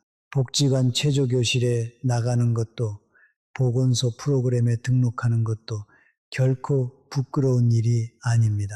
오히려 자신을 아끼고 가족을 생각하는 가장 지혜롭고 품격 있는 선택입니다. 우리 함께 그 한 걸음을 내딛어 봅시다. 자, 정리해 드리겠습니다. 지금까지 들으신 내용을 오늘 당장 실천하실 수 있는 10가지로 묶어 드리겠습니다. 첫째, 오늘부터 매일 15분씩 천천히 걸으세요. 둘째, 내일 아침부터 끼니마다 단백질을 한 가지씩 더 챙기세요. 삶은 달걀 하나, 두부 한 모, 생선 한 토막이면 충분합니다. 셋째, 하루에 물을 5잔 이상 시간을 정해놓고 나눠 드세요. 넷째, 의자에 앉았다 일어서기를 하루 10번씩 해보세요. 다섯째, 약은 정해진 시간에 봉지째 모아 석 달에 한 번 병원에서 점검받으세요. 여섯째, 낮잠은 30분을 넘기지 마세요. 일곱째, 잠들기 1시간 전에는 화면을 끄세요. 여덟째, 일주일에 한 번은 누군가에게 먼저 연락하세요. 아홉째, 모임에서는 각자 내거나 돌아가며 내고 작은 정을 나누세요. 열째, 매일 밤 잠들기 전에 감사한 일 3가지를 떠올리세요. 이 10가지를 한꺼번에 다 하시려고 애쓰지 마세요. 그러면 며칠 못 가 지칩니다. 딱 한 가지만 골라 시작하세요. 한 가지를 꾸준히 하다 보면 신기하게도 다른 것들이 저절로 따라옵니다. 중요한 건 완벽하게 하는 것이 아니라 그저 시작하는 것입니다. 오늘 10분만 걸어도 괜찮습니다. 내일 5분만 더 걸으면 됩니다. 제가 아는 한 어르신은 이른에 처음 걷기를 시작하셨습니다. 청주에 사시는 임순덕 어르신이신데요. 처음엔 5분도 숨이 차서 힘드셨다고 합니다. 그런데 매일 아주 조금씩만 늘려가셨습니다. 1년이 지나자 30분을 걷게 되셨고, 2년이 지나자 동네 산책로를 매일 한 바퀴 도는 분이 되셨습니다.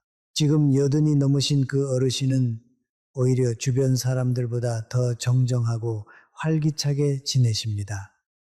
서울대학교 병원의 한 연구에서도 늦게라도 운동을 시작한 분들이 그렇지 않은 분들보다 훨씬 건강하게 지내신다는 결과가 나왔습니다. 시작이 늦었다고 포기하지 마세요. 시작조차 하지 않는 것보다 늦게라도 시작하는 것이 100배는 낫습니다. 자, 오늘 우리가 함께 나눈 이야기를 마지막으로 한 번에 모아보겠습니다. 75은 우리 몸의 붕괴선입니다. 이 시기에 3개의 큰 기둥이 동시에 흔들립니다. 첫째 기둥은 근육입니다. 단백질을 챙기고 앉았다 일어서기를 하면 지킬 수 있습니다. 둘째 기둥은 심장과 폐입니다. 매일 15분 걷기로 살려낼 수 있습니다.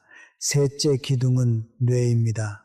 대화하고 배우고 손을 쓰면 다시 길을 냅니다. 그리고 이 세 기둥을 떠받치는 세 개의 주춧돌이 있습니다. 바로 물과 약과 잠입니다. 물은 시간을 정해 나눠 마시고 약은 정확히 챙기되 함부로 끊지 말고 잠은 낮잠을 줄이고 밤잠의 질을 높이세요. 여기에 한 가지를 더 얹어야 합니다. 바로 관계입니다. 외로움은 우리 몸을 갉아먹고 따뜻한 관계는 우리 수명을 늘립니다. 먼저 연락하고 함께 밥을 먹고 평등하게 정을 나누세요. 그리고 무엇보다 마음에 이것 하나를 꼭 새겨두세요. 75은 끝이 아니라 다시 시작하는 나이입니다. 여러분, 오늘 이 이야기가 마음에 와닿으셨다면 앞으로 실천하고 싶은 것이 몇 번인지 댓글로 남겨주세요. 1번부터 10번까지 중에서 하나만 골라 적어주셔도 좋습니다. 여러분의 작은 다짐 하나가 저에게는 더없이 큰 힘이 됩니다. 그리고 이 영상이 도움이 되셨다면 구독과 좋아요를 눌러주세요. 우리 어르신들 곁에 오래오래 함께 하겠습니다. 끝으로 꼭 드리고 싶은 말씀이 있습니다. 몸이 예전 같지 않아도 괜찮습니다. 마음이 살아있다면 우리는 여전히 살아있는 것입니다. 여러분이 살아오신 70해가 넘는 세월은 그 자체로 위대한 여정입니다. 그러니 포기하지 마시고 오늘부터 다시 시작하세요. 아침에 눈을 뜨시면 창문을 활짝 여시고 햇살을 받으며 깊게 숨을 들이쉬세요. 오늘도 나는 살아있다. 이 사실 하나만으로도 충분히 감사한 하루입니다. 저는 언제나 여러분을 응원합니다. 그럼 오늘도 좋은 하루 보내세요. 여러분, 마지막으로 이 말씀만은 꼭 가슴에 담아가세요. 75이라는 나이는 누구에게나 똑같이 찾아오지만 그 나이를 어떻게 맞이하느냐는 저마다 다릅니다. 어떤 분은 두려움에 떨며 집안에 갇히시고 어떤 분은 작은 한 걸음을 내디뎌 다시 일어서십니다. 그 차이는 결코 돈이나 운에서 오지 않습니다. 바로 오늘, 지금 이 순간 무엇을 선택하느냐에서 옵니다. 우리에게는 아직 충분한 시간이 있습니다. 아직 걸을 수 있는 두 다리가 있고, 아직 마음을 나눌 사람이 있고, 아직 따뜻한 밥 한 끼를 즐길 입맛이 있습니다. 이만하면 다시 시작하기에 모자람이 없습니다. 오늘 이 영상을 끝까지 들으신 여러분은 이미 남들과 다른 길에 들어서신 겁니다. 알고 준비하는 사람과 모르고 흘려보내는 사람의 10년 뒤는 하늘과 땅만큼 달라집니다. 그러니 부디 오늘 들으신 것 가운데 단 하나라도 내일이 아니라 바로 오늘부터 실천해 보세요. 우리 함께 75을 끝이 아닌 가장 아름다운 새 출발로 만들어 봅시다. 여러분의 남은 하루하루가 햇살처럼 따뜻하고 환하기를 진심으로 바랍니다. 그럼 다음 영상에서 다시 건강한 모습으로 만나 뵙겠습니다.